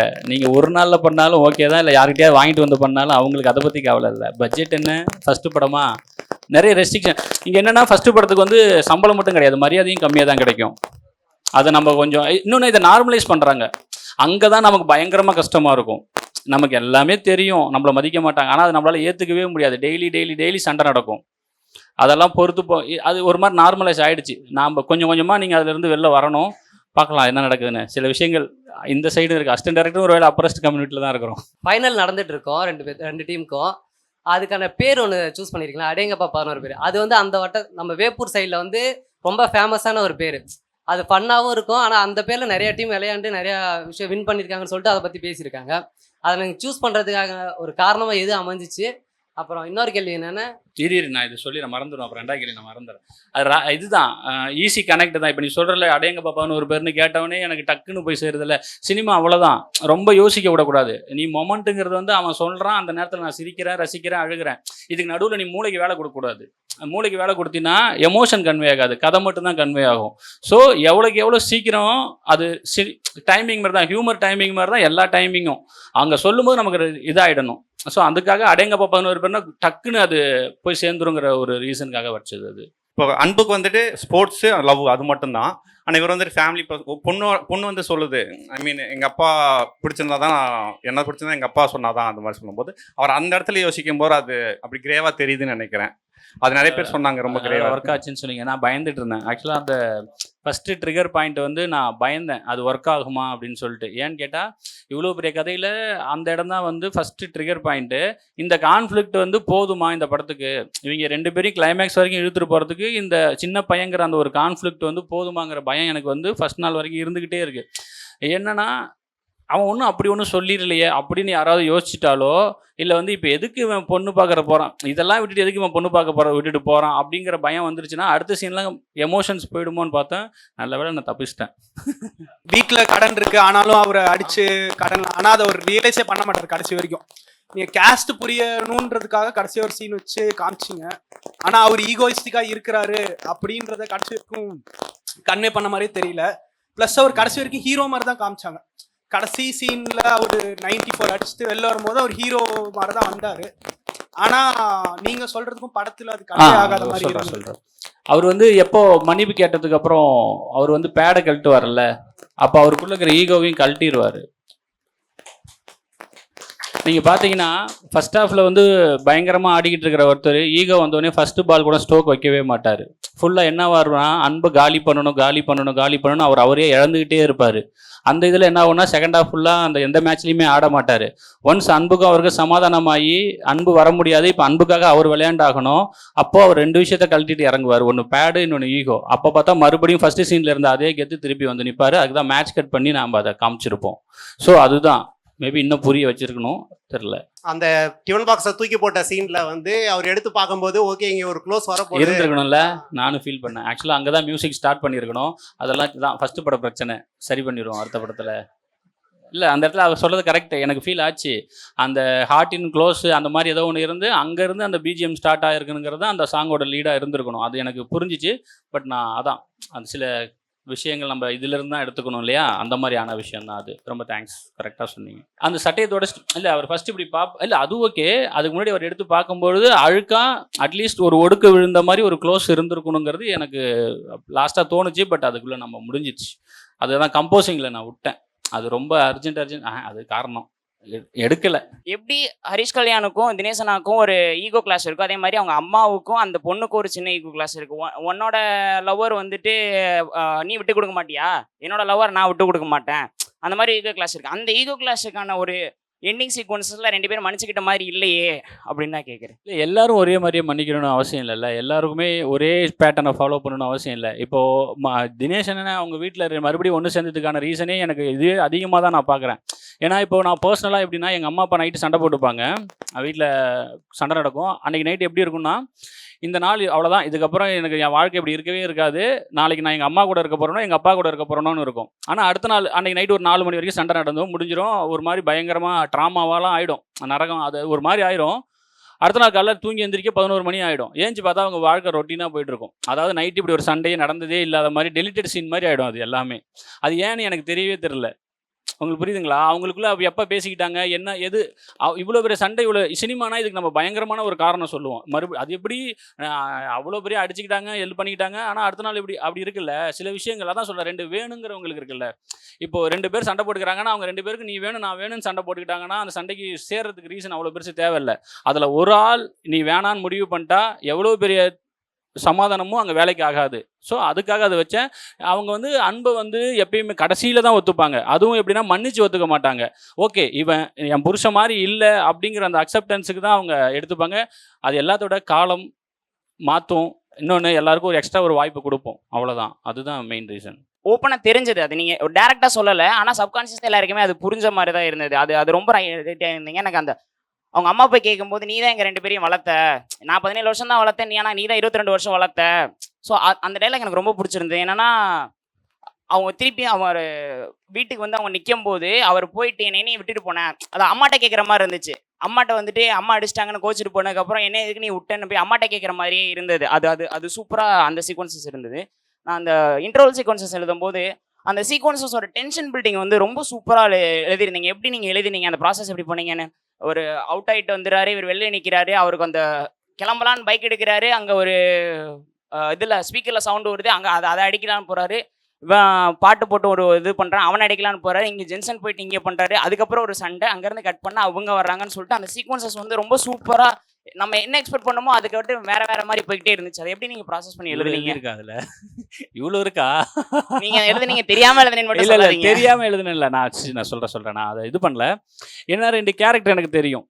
என்னால் இந்த 2 கேரக்டரை ஃபாலோ பண்ண முடிஞ்சிருச்சு. ஓகேங்களா? ஒரு 20 நிமிஷத்துக்கு அப்புறம் தினேஷனை எப்படி பிஹேவ் பண்ண போகிறாரு, அன்பு எப்படி பிஹேவ் பண்ண போகிறோங்கிறத நான் முடிவு பண்ணிட்டேன். ஸோ அந்த கேரக்டருக்குள்ளேருந்தே எழுதும் பொழுது என்ன ஆகுங்கிறது தான் நம்ம அந்த ஒரு ரைட்டராக நம்ம அங்கே தான் அந்த ஸ்பேஸ் கொடுக்கணும். இப்போ இந்த தினேஷனை கேரக்டர் எனக்கு ஒரு 20 நிமிஷம் உங்களுக்கு புரிஞ்சிருச்சா, எனக்கு அன்பு புரிஞ்சிருச்சு. ஸோ இவங்க 2 பேருக்கும் எனக்கு ஃபஸ்ட்டு சாய்ஸ் என்னவாக இருந்துச்சுன்னா, இவங்க நினச்சா இவங்களை நம்ம வீட்டுக்குள்ளேயே சண்டை போட வச்சுருந்துருக்கலாம். அதாவது ஃபஸ்ட்டு இவன் தான் மாமனார், இவன் தான் மருமகன் தெரியிற இடத்துல அடித்து சண்டை போட்டு இன்டர்வல் பிளாக் பண்ணலாம். பட் ஈகோ அது வெறும் கோவத்தோட முடிஞ்சிருக்கும். ஈகோனா என்ன பிரச்சனை ஆகுதுன்னா, இவன் யாருன்னு எனக்கு தெரியும், அவருக்கும் இவன் யாருன்னு தெரியும், இது தெரிஞ்சதுக்கு அப்புறமும் என்ன பண்ண போறாங்கிறது தான் ஈகோவோட வேலையா இருக்கணும் அப்படின்னு சொல்லிட்டு தான் அவரை வீட்டில இருந்து அனுப்பிட்டு கிரவுண்டுக்குள்ள வச்சோம். அங்க பிளான் பண்ணது என்னன்னா, அன்புக்கு இப்போ ஒரு நீடு இருக்கு, பொண்ணு வேணும். ஸோ அவனால் எகிற முடியாது. ஆனால் தினேஷனுக்கு அப்படி ஒரு நீடு கிடையாது. ஆனால் அவருக்கு என்னென்னா அன்பு, அவர் பொண்ணு கொடுக்குற அந்த அன்பு மட்டும்தான் அவருடைய ஒரே கண்ட்ரோல். அந்த பொண்ணுக்கு பிடிச்சிருச்சு, நம்புது, வேறு நான் எதுவும் பண்ண மாட்டேன். ஸோ அங்கேருந்து கிளம்பும்போது நான் என்ன பிளான் பண்ணேன்னா, தினேஷனை ஒரு பாம் மாதிரி செட் பண்ணி அந்த கிரவுண்டுக்கு அனுப்பணும். எந்த நேரத்தில் வேணாலும் அது வெடிக்கும், எந்த நேரத்தில் வேணாலும் அது வெடிக்கும், தோத்தாலும் வெடிக்கும், ஜெயிச்சாலும் வெடிக்கும், 2த்துக்கும் கிளம்பி தான் போகுது. அப்போ என்ன பண்ணலாம் அப்படின்னா, கண்டிப்பாக தோக்கவும் கூடாது, ஜெயிக்கவும் கூடாது. நடுவில் எங்கே நிறுத்தலான்னா, கிரிக்கெட்டுங்கனால எனக்கு ஈஸியாக கிடச்சிது மேன் கட்டிங். ஈகோ என்ன இருக்குன்னா, அவங்ககிட்ட தோக்க மட்டும் கிடையாது, அவன் விட்டு கொடுத்து ஜெயிக்கணுங்கிற அவசியமும் எனக்கு கிடையாதுங்கும் பொழுது அந்த மேன் கட்டிங் இருந்துச்சு. ஸோ அந்த ஸ்டேஜிங் அப்படியே அந்த தினேஷன கேரக்டரையும் அன்போட கேரக்டரையும் ஃபாலோ பண்ணிக்கிட்டே வர என்னெல்லாம் நடக்கலாம், இது ஒரே டிராஃப்டில் எழுத முடியாது. அதாவது நான் உட்காந்தேன் அன்றைக்கி நைட்டு, அப்படி கிடையாது. ஒன்று எழுதுவோம். இன்னும் சொல்லப்போனால் ஃபஸ்ட்டு இங்கே சண்டை முடிச்சு மறுபடியும் வீட்டுக்கு போயிட்டு வருவான்லாம் எழுதியிருந்தோம். அப்போல்லாம் பார்த்தா எல்லாம் வீட்டுக்கு போயிட்டு செகண்ட் ஹாஃப் பார்த்துருப்பாங்க, அவ்வளோ லென்த் இருந்துச்சு. அது ஒவ்வொரு டிராஃப்டாக படிக்க கொடுக்கும்பொழுது அவங்க நமக்கு சொல்லுவாங்கல்ல, இல்லை எனக்கு இங்கேயே பீக் ஆகிடுச்சு, நீங்கள் மறுபடியும் இறக்கி எதுக்கு இன்னொரு பீக் கொடுக்குறீங்க, ஏன்னா ஆல்ரெடி படத்தில் ஒரு கிரிக்கெட் 6 பால் மேட்ச்சில் அவ்வளோ தூரம் காமிச்சிட்டிங்க, நீங்கள் சும்மா பீக் ஏற்றி இறக்கிட்டு இருந்தீங்கன்னா அவன் டென்ஷன் ஆகிடுவான். இந்த இடத்துல பீக் ஏறுது, அந்த இவன் பேட்டை தூக்கி போட்டு வரான்ல, அதுதான் ஃபர்ஸ்ட் ஹாஃபோட ஹை பீக்கு. நீ அங்கே படத்தை இன்டர்வல் அங்கே விட்டே ஆகணுங்கும் பொழுது சரி ஓகே வேறு வழி இல்லாமல் அசோதையும் சஞ்சனாவையும் இதுக்கு வர வச்சிட்டோம், கிரவுண்டுக்கு நீங்கள் வந்துருங்க, ஏன்னா மொத்தமாக கிரவுண்டுக்குள்ளே ஃபேமிலியை கொண்டு வந்துடலாம் அப்படின்னு சொல்லிட்டு ஒரு 4-3 டிராஃப்ட்டுக்கு அப்புறம் நம்ம அதை பண்ணது தான். ஒவ்வொரு டிராஃப்ட் அப்பவும் நமக்கு தெரியும் ஏதோ ஒன்று மிஸ் ஆகுது, ஏதோ ஒன்று தேவைப்படுதுன்னு. ஸோ அந்த மாதிரி இதானது தான். மெயினாக கேரக்டரை புரிஞ்சுக்கணும். அந்த கேரக்டரு இப்படி என்னென்னலாம் பிஹேவ் பண்ணுங்கிறத பண்ணிகிட்டே போயிட்டு அப்புறம் ஓகே அதுக்கு இதெல்லாம் வைக்கலாம் அப்படின்னு சொல்லி பண்ண அந்த விஷயம் அது. அப்போ இது என்ன ஆம்பளை திமிரா அப்படின்னு கேட்டு ஒரு பொண்ணை இன்க்ளூட் பண்ணுறது கிரிக்கெட்டில், ஏன்னா அது எங்கள் ஃப்ரெண்ட்ஸ்குள்ளேயே எனக்கு அந்த சண்டை வந்திருக்கு, ரீசெண்டாகவும் வந்துச்சு. ஸோ அதெல்லாம் பார்க்குறப்போ நம்மளை ரெப்ரசன்ட் பண்ணுற மாதிரி இருந்தது. ஸோ அதெல்லாம் நல்லா இருந்துச்சு. பட் ஒன்றுனா இப்போ கொஞ்ச நேரத்துக்கு முன்னாடி அவர் கேட்டது தான், நான் வளர்த்ததை விட நீ அவனை நிறையா வளர்த்துருக்க அப்படின்ற சீன் எனக்கு இடிச்சுது. இப்போ நாங்கள்லாம் என்ன இதுக்காக தான் நாங்கள் பிறக்கிறோமா அப்படின்ற மாதிரி எனக்கு இருந்துச்சு. பட் ஆனால் எனக்கு என்ன ஒரு தாட்னா, இப்படி வச்சவங்க நீங்கள் லைக் பொண்ணை கிரிக்கெட்டில் சேர்த்துக்கிறது தப்பு இல்லை, அவ கூட நம்ம கீழே ஆடுறது தப்பு இல்லைன்னு நினச்ச நீங்கள் ஆப்வியஸ்லி அந்த இன்டென்ஷனில் வச்சிருக்க மாட்டீங்க. மேபி அந்த ஜென்ரேஷன் அப்படி இருந்திருக்காங்க அப்படின்னு காமிக்கிறதுக்கா அப்படின்னு அதான் சொல்கிறேன். என்னென்னா இப்போது நீங்கள் சொல்கிற அந்த பொண்ணு விளையாடுற கேரக்டரில் ஒரு டேரக்டரோட இது இருக்கும். பட் இந்த கேரக்டரு அவங்க வந்து எப்படி சொல்கிறது, ஒரு யார் என்ன ஆளுன்னு கேட்டுக்கிட்டே இருக்காங்கல்ல. எல்லா கேரக்டருக்குமே போயிட்டு நம்ம வந்து ஒரு டேரக்டரோட இதையே வச்சுக்கிட்டு இருந்தோம்னு வச்சுக்கோங்களேன், அது சினிமாவாகவே இருக்காது. அது அந்த லைஃப்பை இழந்துருவோம். எல்லாருமே பார்த்தா கடைசியில் இன்டெலெக்சுவலாகவும் எல்லாருமே வந்து இதாகவுமே இருப்பாங்க. அப்புறம் எதுக்கு அப்போ நாடு நல்லா தானே இருக்குது அப்படின்ட்டு போயிடலாம்ல. ஸோ சில நேரங்களில் இது பண்ணக்கூடாதுன்னு சொல்கிறதுக்கு சில விஷயங்கள் பண்ண வேண்டியது இருக்கும் இல்லையா. அது மாதிரி தான் அந்த இது மெயினாக இப்போது நீ தான் வளர்த்த அப்படிங்கிறது ஒன்று இருக்குல்ல, அதை வந்து அவங்க வந்து எமோஷனல் பிளாக்மெயிலாக கூட யூஸ் பண்ணி கூட்டிட்டு அவங்களுக்கு ஒரு அந்த இடத்துல ஒரு தேவைப்படுது. இந்த பொண்ணை இப்போ நான் கூட்டிகிட்டு போனோம், அதில் அவங்க இன்டென்ஷன் கரெக்டாகவும் இருக்குது, அதே நேரத்தில் அவங்க மைண்ட் செட்லேருந்து என்ன வார்த்தை வருங்கிறது தான் ரொம்ப முக்கியம். எல்லா சீன்லேயுமே எல்லா கேரக்டர்லையுமே போய் நம்ம ஒரு டேரக்டரோட ஐடியாலஜி நம்ம ஏதோ 1-2 தான் அதை வைக்கணும்.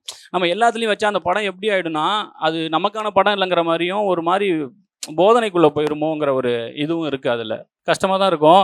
அதை இவ்வளோ இதில் அது ஒன்று இருந்துட்டு போட்டுமே அந்த மாதிரி அடுத்த பக்கத்தில் பார்த்துக்கலாமே. ஆனால் மெயினாக என்னன்னா கேரக்டர் ரைட்டிங்கில் எனக்கு அது நான் எப்பயுமே யோசிக்கிறேன். எல்லா சீன்லேயும் எல்லா கேரக்டர்லையும் டேரக்டரோட ஐடியாலஜியை போட்டு புகுத்திக்கிட்டு அதை இப்போ நான் ஒரு ஹீரோ ஆல்ரெடி பாலசரவணனும் அதே மாதிரி தான் பேசுகிறாரு, ஹரிஷ் கல்யாணம் அதான் பேசுகிறாரு, திருந்துறாங்க. ஸோ எல்லாருமே நல்லவங்களா எல்லாருமே இதாக இருக்காங்க, இந்த படத்தில் எதுவுமே இல்லையா அப்படி அந்த ஒரு இதில் இருக்குது. இன்னொன்று இது இப்படி ஆயிடுமோ அப்படிங்கிறது நீங்கள் சொல்லி தான் எனக்கு தெரிஞ்சிச்சு. ஆக்சுவலாக முன்னாடியே இல்லை இது கரெக்ட் அப்படிலாம் நினச்சி எழுதலை. நான் என்ன மைண்ட் செட்டில் எழுதுனோ அந்த மைண்ட் செட்டில் தான் அதுவும் எழுதினேன்.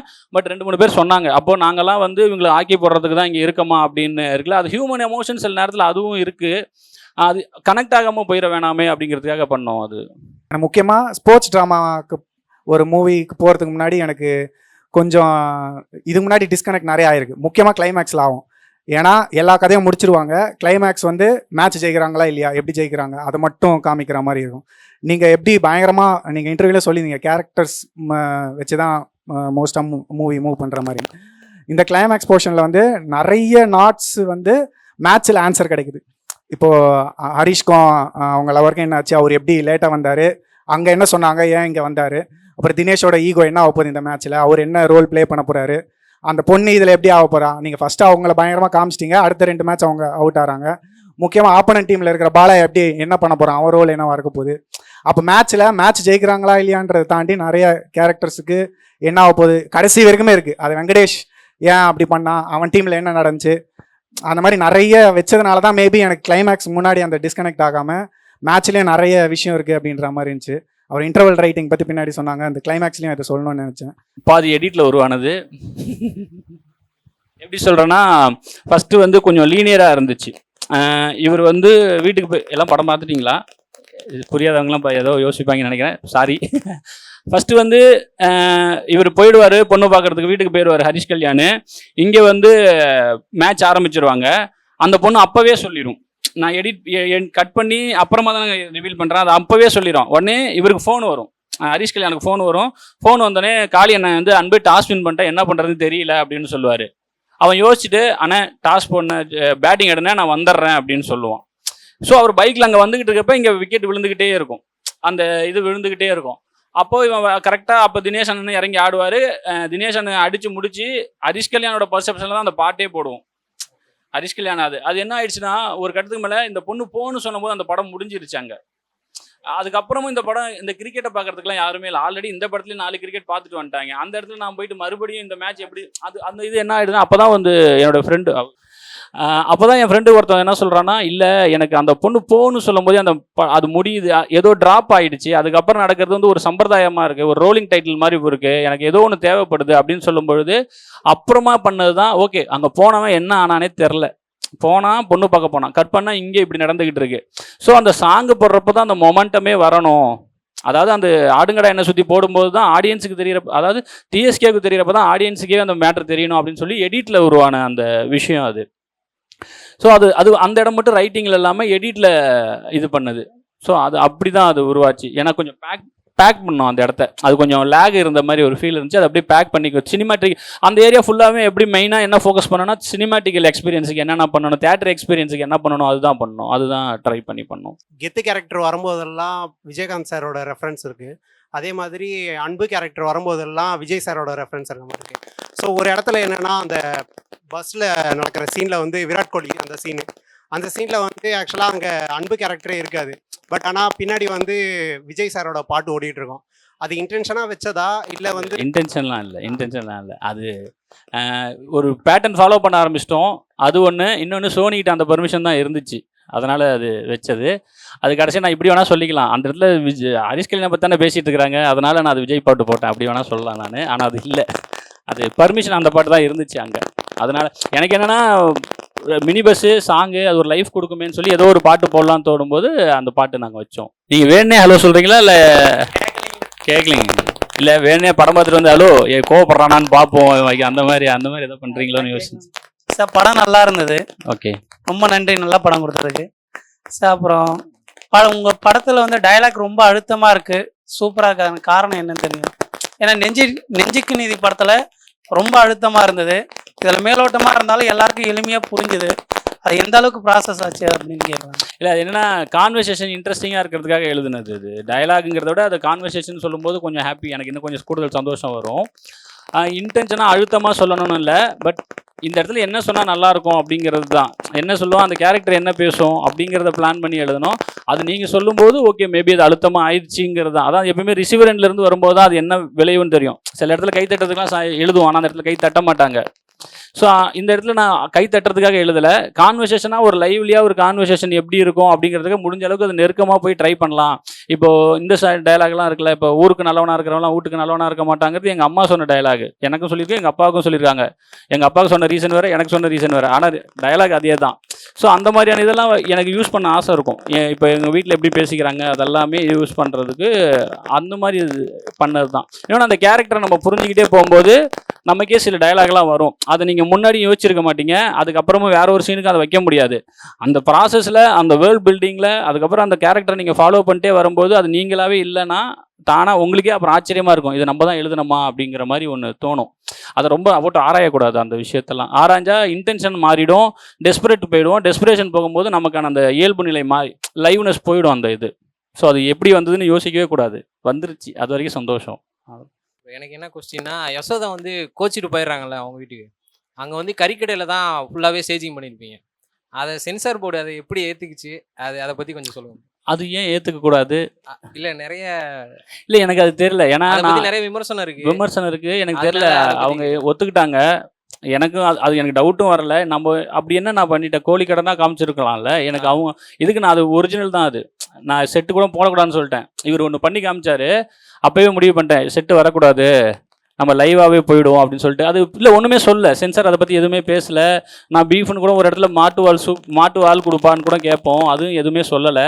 சரி ஏங்க சொல்லலை நான் கேட்க முடியும், கொடுத்த வரைக்கும் வருதுன்னு சொல்லிட்டு வந்துட்டேன் நான். ரொம்ப நன்றி. நன்றி.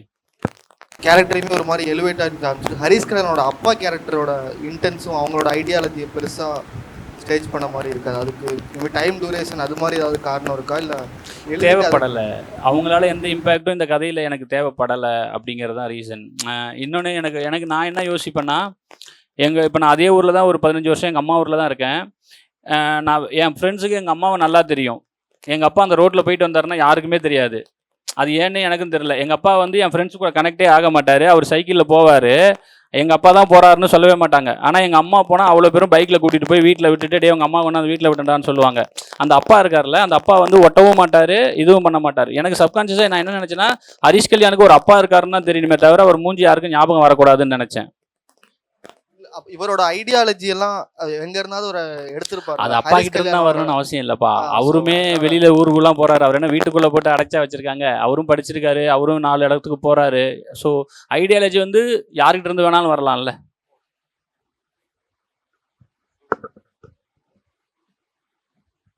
வணக்கம் சார். படம் வந்து சூப்பராக இருந்துச்சுங்க சார். எனக்கு என்ன இந்த படத்தில் ரொம்ப நிறைய படம் பார்த்துட்டு ஒரு படத்தில் ஒரு தாக்கம் கொடுத்துருக்கோங்கல்ல. இதில் எனக்கு ரொம்ப பிடிச்சது என்ன அப்படின்னா, அவங்க வந்து கோச் போய் வந்து அம்மா வீட்டில் இருப்பாங்க. அப்போ வந்து அவங்க மாமியார் வந்து சொல்லுவாங்க, எனக்கு வந்து இத்தனை நாளும் பசிக்கலை, இப்போ பசிக்குது, எனக்கு சாப்பாடு போடு அப்படின்னு சொல்லியிருப்பாங்க. அது யதார்த்தமாக போயிருக்கும். ஆனால் வந்து அதை உள்ளே போய் பார்க்கும்போது அது வந்து ஒரு சயின்ஸ் மாதிரி. என்ன அப்படின்னா, ஈஸியாக கடந்து போயிருச்சு. நான் இத்தனை நாள் பசி இல்லாமல் இருந்தேன், நீ இருந்தனால வந்து பசி இல்லாமல் என்னை பார்த்துக்கிட்ட, இப்போ வந்து நான் பசியோடு இருக்கிறேன், எனக்கு சாப்பாடு போடு. ஆனால் அது டக்குன்னு அதை கடந்து போயிருச்சு. எல்லாரும் அதை வந்து பேசிக்காக நார்மலாக எடுத்துருந்துருப்பாங்க. ஆனால் அது எனக்கு ரொம்ப உறுத்திக்கிட்டே இருந்துச்சு. டக்குன்னு இது போயிருச்சு. ஆனால் பாரு சூப்பராக சொல்லியிருக்காரு, மறைமுகமாகவும் இல்லாமல் நல்லா இருக்குது அப்படின்ற மாதிரி இருந்துச்சு. நல்லா இருந்துச்சு. பாடல் வரிகளுமே நல்லா இருந்தது. நன்றி நன்றி நன்றி. அதை இன்னும் கொஞ்சம் எக்ஸ்டெண்ட் பண்ணியிருந்தேன்னா கிரிஞ்சின்றுவாங்க. அதனால அதே இடத்துல கட் பண்ணிட்டேன் நான். கடைசி வரைக்கும் கிரிக்கெட் ஆதரிக்கிறாங்களா இல்லை எதிர்க்கிறாங்களா? உங்களுக்கு என்ன புரிஞ்சுது? எதுக்குறாங்க. ஆமா எதிர்க்கிறாங்க. அவங்களுக்கு பிடிக்கல. அவங்க வந்து கிரிக்கெட் கூட சக்காலத்தி சண்டை போட்டுட்டு இருக்கிறாங்க. என்னை விட கிரிக்கெட் உனக்கு ரொம்ப பிடிக்குமாங்கிறதுலேயே அவங்களுக்கு பெரிய பிரச்சனை இருக்கு. நான் லவ் பண்ணிட்டு வந்திருக்கேன், உனக்காக நான் எல்லாம் பண்ணுறேன், ஆனால் கிரிக்கெட்டுக்காக என்னை தூக்கி போகிறதுன்னு ஒன்று இருக்குல்ல, அதுவே அவங்களுக்கு பெருசாக அந்த கிரிக்கெட் மேலே ஃபர்ஸ்ட் இம்ப்ரெஷனே அங்கே தான் ஆரம்பிச்சுது. எப்படின்னா, என்னை விட உனக்கு கிரிக்கெட் பிடிக்குமா அப்படின்னு ஒன்று நான் அதெல்லாம் பஸ்ஸில் ஒரு ஷாட் வச்சுருப்பேன். அவங்க வந்து உட்காந்துருப்பாங்க, இவர் வந்து இன்னொரு அம்மாவுக்கு இடம் கொடுப்பாரு எந்திரிச்சிட்டு. ஆனால் அந்த அம்மாவால் அதை ஏற்றுக்கவே முடியாது. அது எதுக்குன்னா, அந்த அசோதையோட சின்ன வீக்னஸே அதுதான். கடைசியாக அவங்க ஒத்துக்கிட்டு வர்றதுக்கான ரீசன் அதுதான். அந்த புடவையை மோந்து பார்க்க அந்த இது எல்லாமே என்னன்னா, இவரை விட அந்த அம்மா ரொம்ப லவ் பண்ணிட்டாங்க. எப்பவுமே நான் பிலீவ் பண்ணுறது, இது கரெக்டாக தப்பா பொலிட்டிக்கலாக எனக்கு தெரியாது. நான் என்ன பண்ணுறேன்னா, உமன்ஸோட அந்த இது இருக்கு இல்லையா, அஃபெக்ஷன் இருக்குல்ல, அது நம்மளை விட பயங்கர ஸ்ட்ராங்காக இருக்குமோ. அவங்க ஒன்ஸ் அதை ஆசைப்பட்டாங்கன்னா, இல்லை வேணும்னு முடிவு பண்ணிட்டாங்கன்னா ரொம்ப ஸ்ட்ராங்காக இருப்பாங்க. அது வந்து வேணும்னாலும் சரி வேணானாலும் சரி அதில் ரொம்ப ஸ்ட்ராங்காக இருப்பாங்க. ஸோ நான் அதை மைண்ட் செட் பண்ணி அதை நான் பண்ணேன் அந்த விஷயத்த. அந்த கிரவுண்டு வந்து காமன் கிரவுண்டு இதுதானே, நம்ம ஆடுற கிரவுண்டு. அதில் வந்து இவங்க தலித் உமன் வந்து ஒரு டிராக்டரை வச்சு மேட்சை கலைக்கிறாங்க. ஆனால் அதுக்கான ஸ்ட்ராங் ரெஸ்பான்ஸ் எதுவுமே வரல. அது ஒரு மாதிரி யதார்த்தத்தை மீறின மாதிரி வரணும்னு ஆசைப்படுறேமா. நான் தான் சொல்லேன், 2-3 சீக்வன்ஸ் இப்படி இருந்தால் நல்லா இருக்கும்னு தான் நான் ஃபீல் பண்ணுறேன். எல்லா சீனுமே யதார்த்தமாக இருக்கணும்னு அவசியமே இல்லை. எனக்கு சில விஷயம் இருக்குது, சில இது நடந்திருக்கு, சில இது நடந்தால் நல்லாயிருக்கும் அப்படின்னு ஒன்று. மெயினாக தான் சில சினிமாக்காக பண்ணுற ஒரு சில விஷயங்கள் தான் அந்த இது. இன்னொன்று, அங்கே கிரவுண்டில் இருக்காங்கல்ல, அவங்க எல்லாமே ஒரே சமூகத்தை சேர்ந்தவங்களாகவும் இருக்க வாய்ப்பில்லை. மெஜாரிட்டி அவங்க சமூகமாக எந்த சமூகமானாலும் இருக்கலாம்ல. இப்போ அவங்க வந்து ஒரே சமூகத்தை சேர்ந்தவங்க, அந்த இடத்துல வந்து ஆதிக்க சமூகத்தை சேர்ந்தவங்க, அந்த இடத்துல வந்து அவங்க அப்படி பண்ணாங்கன்னு கூட நான் காட்டலை. அங்கே அவ்வளோ பிளேயர்ஸ் இருந்தாங்க, வெளியூர்ல இருந்து வந்திருக்கிறாங்க, அங்கே என்ன வேணாலும் நடக்கலாம் இல்லையா? இப்போ அந்த மைக்ல பேசினார்ல, அவர் என்னவா எடுத்துக்கிறீங்க நீங்க? அவர் எந்த சமூகத்தினராக நீங்க பாக்குறீங்க? அதான் சொல்லலை, அது அவங்க புரிஞ்சுக்கிறதுக்கு நான் பண்ணல. நான் வந்து அது ஒரு கிரவுண்டு, மைதானம், அங்கே போய் இதை பண்ண வேணான்னு தான் சொல்கிறேன் மறுபடியும். இதுவே வந்து இப்போ அவங்க ஒரு தெருவுக்குள்ளே போய் வீட்டுக்குள்ளே போய் வீட்டுக்கு முன்னாடி இதை பண்ணுறாங்கன்னா கூட எனக்கு அதுவுமே தப்புனா போய் பண்ணணும், அதுவுமே என் விஷயம் தான். பட் அங்கே சொன்னால் கூட நான் இதெல்லாம் கேட்கலாம். நான் ஒரு கிரவுண்டு, ஊருக்கு நடுவில் இருக்கிற கிரவுண்டு, அது கிரவுண்டு கூட கிடையாது, ஒரு வயக்காடு. அது ஒரு வயக்காடு ஆக்சுவலாக. இவங்க பர்மிஷன் கேட்டு விளாட்றாங்க. ஸோ அந்த இடத்துல வேடிக்கை பார்க்குற எல்லாருமே ஏன் அப்படியே இருக்கணும்னு இருக்கீங்க? யாராக வேணாலும் இருக்கலாம்ல அதுக்குள்ளே. அந்த மைக்கில் வாமா அசோதன்னு சொல்கிறவர் யாராக இருக்கலாம்? அவர் தானே அழகாக கூப்பிட்றாரு, வாமா அசோத என்ன வயக்காட்டு வேலைக்கு போயிட்டு வரியான்னு கேட்குறவர். அவரை நீங்கள் என்னவா பார்க்குறீங்க? நான் எதுவுமே சொல்லலை, நீங்கள் என்னவா பார்க்குறீங்க? இல்லை அப்போ பார்க்கும்போது யாருக்கும் உறுத்தி இருக்காது. ஏன்னா அவங்க வந்து ஒரு பார்க்கும்போது யாருக்கும் உறுத்தல் இல்லை. ஆனால் நான் அப்படி பார்க்கலங்கிறேன். நான் அவங்க எல்லாரும் ஒரே சமூகத்தவங்க, இவங்க மட்டும் வேற சமூகம்னு நான் அப்படி அது பண்ணலை. அங்கே யார் வேணாலும் இருக்கலாம், யார் வேணாலும் அங்கே மெஜாரிட்டியாக இருக்கலாம். அந்த இதில் மேட்ச் உள்ள பாலிடிக்ஸ் நடக்குது, அது வெளியே அங்கே நடக்காது. அந்த மேட்ச்ல எங்க பாலிடிக்ஸ் நடக்கும்? அங்கே நடக்காது இல்லை. இன்னொன்று, மேட்சுக்குள்ள எல்லா டீமுக்குள்ளேயும் அந்த பாலிடிக்ஸ் இருக்குமான்னு கேட்டால் தெரியாது இல்லை, அப்படி நடக்காது. ஸோ அதனால வந்தது. சரி ப்ரோ, எனக்கு தெரிஞ்சு எங்கே விட அங்கே இருந்தானா நான் நிறைய பேசியிருப்பேன்னு நினைக்கிறேன். எனக்கும் அவ்வளோ கேள்வி இருந்தது படத்தை இல்லை கேள்வி இருந்தது என்ன இல்லை நல்லா இருந்தது. எல்லாரும் வந்து ஆக்சுவலாக படத்தில் நான் வந்து நடிக்க வேண்டியது. ஒரு நாள் கால் பண்ணார். கால் பண்ணி ஒரு 12 நாள் வரீங்களா நீங்கள் ஃப்ரீயா அப்படின்னாரு. நான் ஃப்ரீ தான் ப்ரோ அப்படின்னேன். அதுக்கப்புறம் ஃபோன் பண்ண எடுக்கவே இல்லை. ஆனால் அது அப்படின்னு சொல்லிட்டு அப்புறம் ரொம்ப நாள் கழிச்சு ஃபோன் பண்ணி ப்ரோ வேற ஒரு மேட்ரு பிடிச்சிருக்கேன் உங்களுக்கு வாங்க நம்ம பண்ணுவோம் அப்படின்னு சொல்லி கூப்பிட்டாரு. கூப்பிட்டு பார்த்தா படத்தெல்லாம் முடிச்சிட்டேன் ப்ரோன்னு. படத்தை முடிச்சிட்டிங்களா, அப்புறம் எதுக்கு என்ன கூப்பிட்டீங்க அப்படின்னா, அப்புறம் டப்பிங் பண்ணலாம் வாங்க அப்படின்னு சொல்லி ஃபுல்லாக எல்லா கிரிக்கெட் சீனையும் போட்டு ஃபுல்லாக டப்பிங் பண்ணுறோம். பண்ண என்னாச்சு, எல்லாருமே சேர்ந்து ஜாலியாக பேசி டப்பிங் அது சும்மா ஒரு நாள் டப்பிங் பண்ணிவிட்டு அப்படியே மேட்ச் பண்ணலான்னு பார்த்தாங்க. அது ஒரு 4-5 நாள் போச்சு. 4-5 நாள் போன அப்புறம் திடீர்னு ப்ரோ லாஸ்ட்டு கிளைமேக்ஸ் அப்போ ஒன்று மாற்றிருக்கேன் வாங்க டக்குன்னு ஃபோன் பண்ணி கூடுவாங்க. விஜய் பிரபாகர் தான் அடிக்கடி என்னை ஃபாலோ பண்ணி கூட எல்லாம் போய் பேசி முடிச்சுட்டு பார்த்தோன்னா அவர் ப்ரோ இது நல்லா வந்திருக்கு, இதுக்கு விஷுவல் எடுக்கலாம் அப்படின்னு. சரி ப்ரோ எப்போன்னு சொல்லுங்கன்னு. அப்புறம் திருப்பியும் கொஞ்ச நாள் கழிச்சு ப்ரோ ஒரு சின்ன இதுதான் ஒரு நாள் போட்டு ஒரு பேட்ச் மாதிரி எடுக்கிறோம் வாங்க. சரி ஓகே ப்ரோ அப்படின்னு சொல்லிட்டு போனோம். ஒரு 3 hours தான், இல்லை 3 hours எடுத்துருப்போம் ப்ரோ. 3 hours தான் போட்டு இந்த சைடு அந்த சைடு ட்ராலி ஓட்டிட்டு அங்கே நம்ம எவ்வளோ பேசிருக்கோம், 5 நாள் பேசியிருக்கோம். அதை ஒரு 3 மணி நேரத்தில் எப்படி பேசுறது? நீங்கள் பேசுங்க ப்ரோன்னு ஒரு முக்கியமான டைலாக் மட்டும் எடுத்துன்னு வந்துட்டாரு. அவர் அங்கேருந்து இதுதான் டைலாக பேசுங்க அப்படின்னு. ப்ரோ ஒரே நிமிஷம் இருங்க என்ன சொன்னீங்க அவ்வளோ வேகமாக பேசி எல்லாமே நீங்கள் பார்த்தீங்கன்னா அது நிறைய பேருக்கு வந்து தெரியல, அது பேட்சாக இருக்க மாதிரி தெரியல. அந்த அளவுக்கு மேட்ச் பண்ணி எனக்கே ஃபஸ்ட் டைம் படம் பார்க்கும்போது ரொம்ப சந்தோஷமாக இருந்ததுப்பா. பரவாயில்ல ஒரு நல்ல படத்தில் வந்து நம்மளை கரெக்டான ஒரு இடத்துல யூஸ் பண்ணியிருக்காங்க அப்படின்னு. எல்லாருக்குமே வெற்றி படம் தானே ப்ரோ தேவை. நம்ம ஒரு படத்தில் போய் நல்லா பண்ணால் கூட அதை யாரும் பேச மாட்டாங்க. ஒரு வெற்றி படத்தில் இருக்கும்போது தான் எல்லாரை பற்றியுமே பேசுவாங்க. அதே மாதிரி வெற்றி படம்ன்றது அங்கே இருக்க எல்லா கேரக்டருமே ஹிட் ஆனதான் அது வெற்றி படம். ஸோ அந்த மாதிரி ஒரு படத்தில் இருந்தது ரொம்ப சந்தோஷம். அதுக்கு ஃபஸ்ட்டு இவருக்கு தான் ரொம்ப நன்றி சொல்லணும். இங்கே வந்திருக்கேன் ஒரு 2-3 தடவை வந்து புக்ஸ்லாம் படிக்க ட்ரை பண்ணி ஆக்சுவலாக புக்ஸ் படிக்கணும் அப்படின்னு ஆசைப்பட்டப்போ உடனே ஏன்னா எனக்கு ஃபஸ்ட்டு ரீடிங் அந்தளவுக்கு தெரில. எனக்கு நான் என்னன்னா ரொம்ப டைவர்ட் ஆகிடுவேன். நான் ஒரு இதில் என்னால் லிசனிங்கே பண்ணிக்க முடியாது.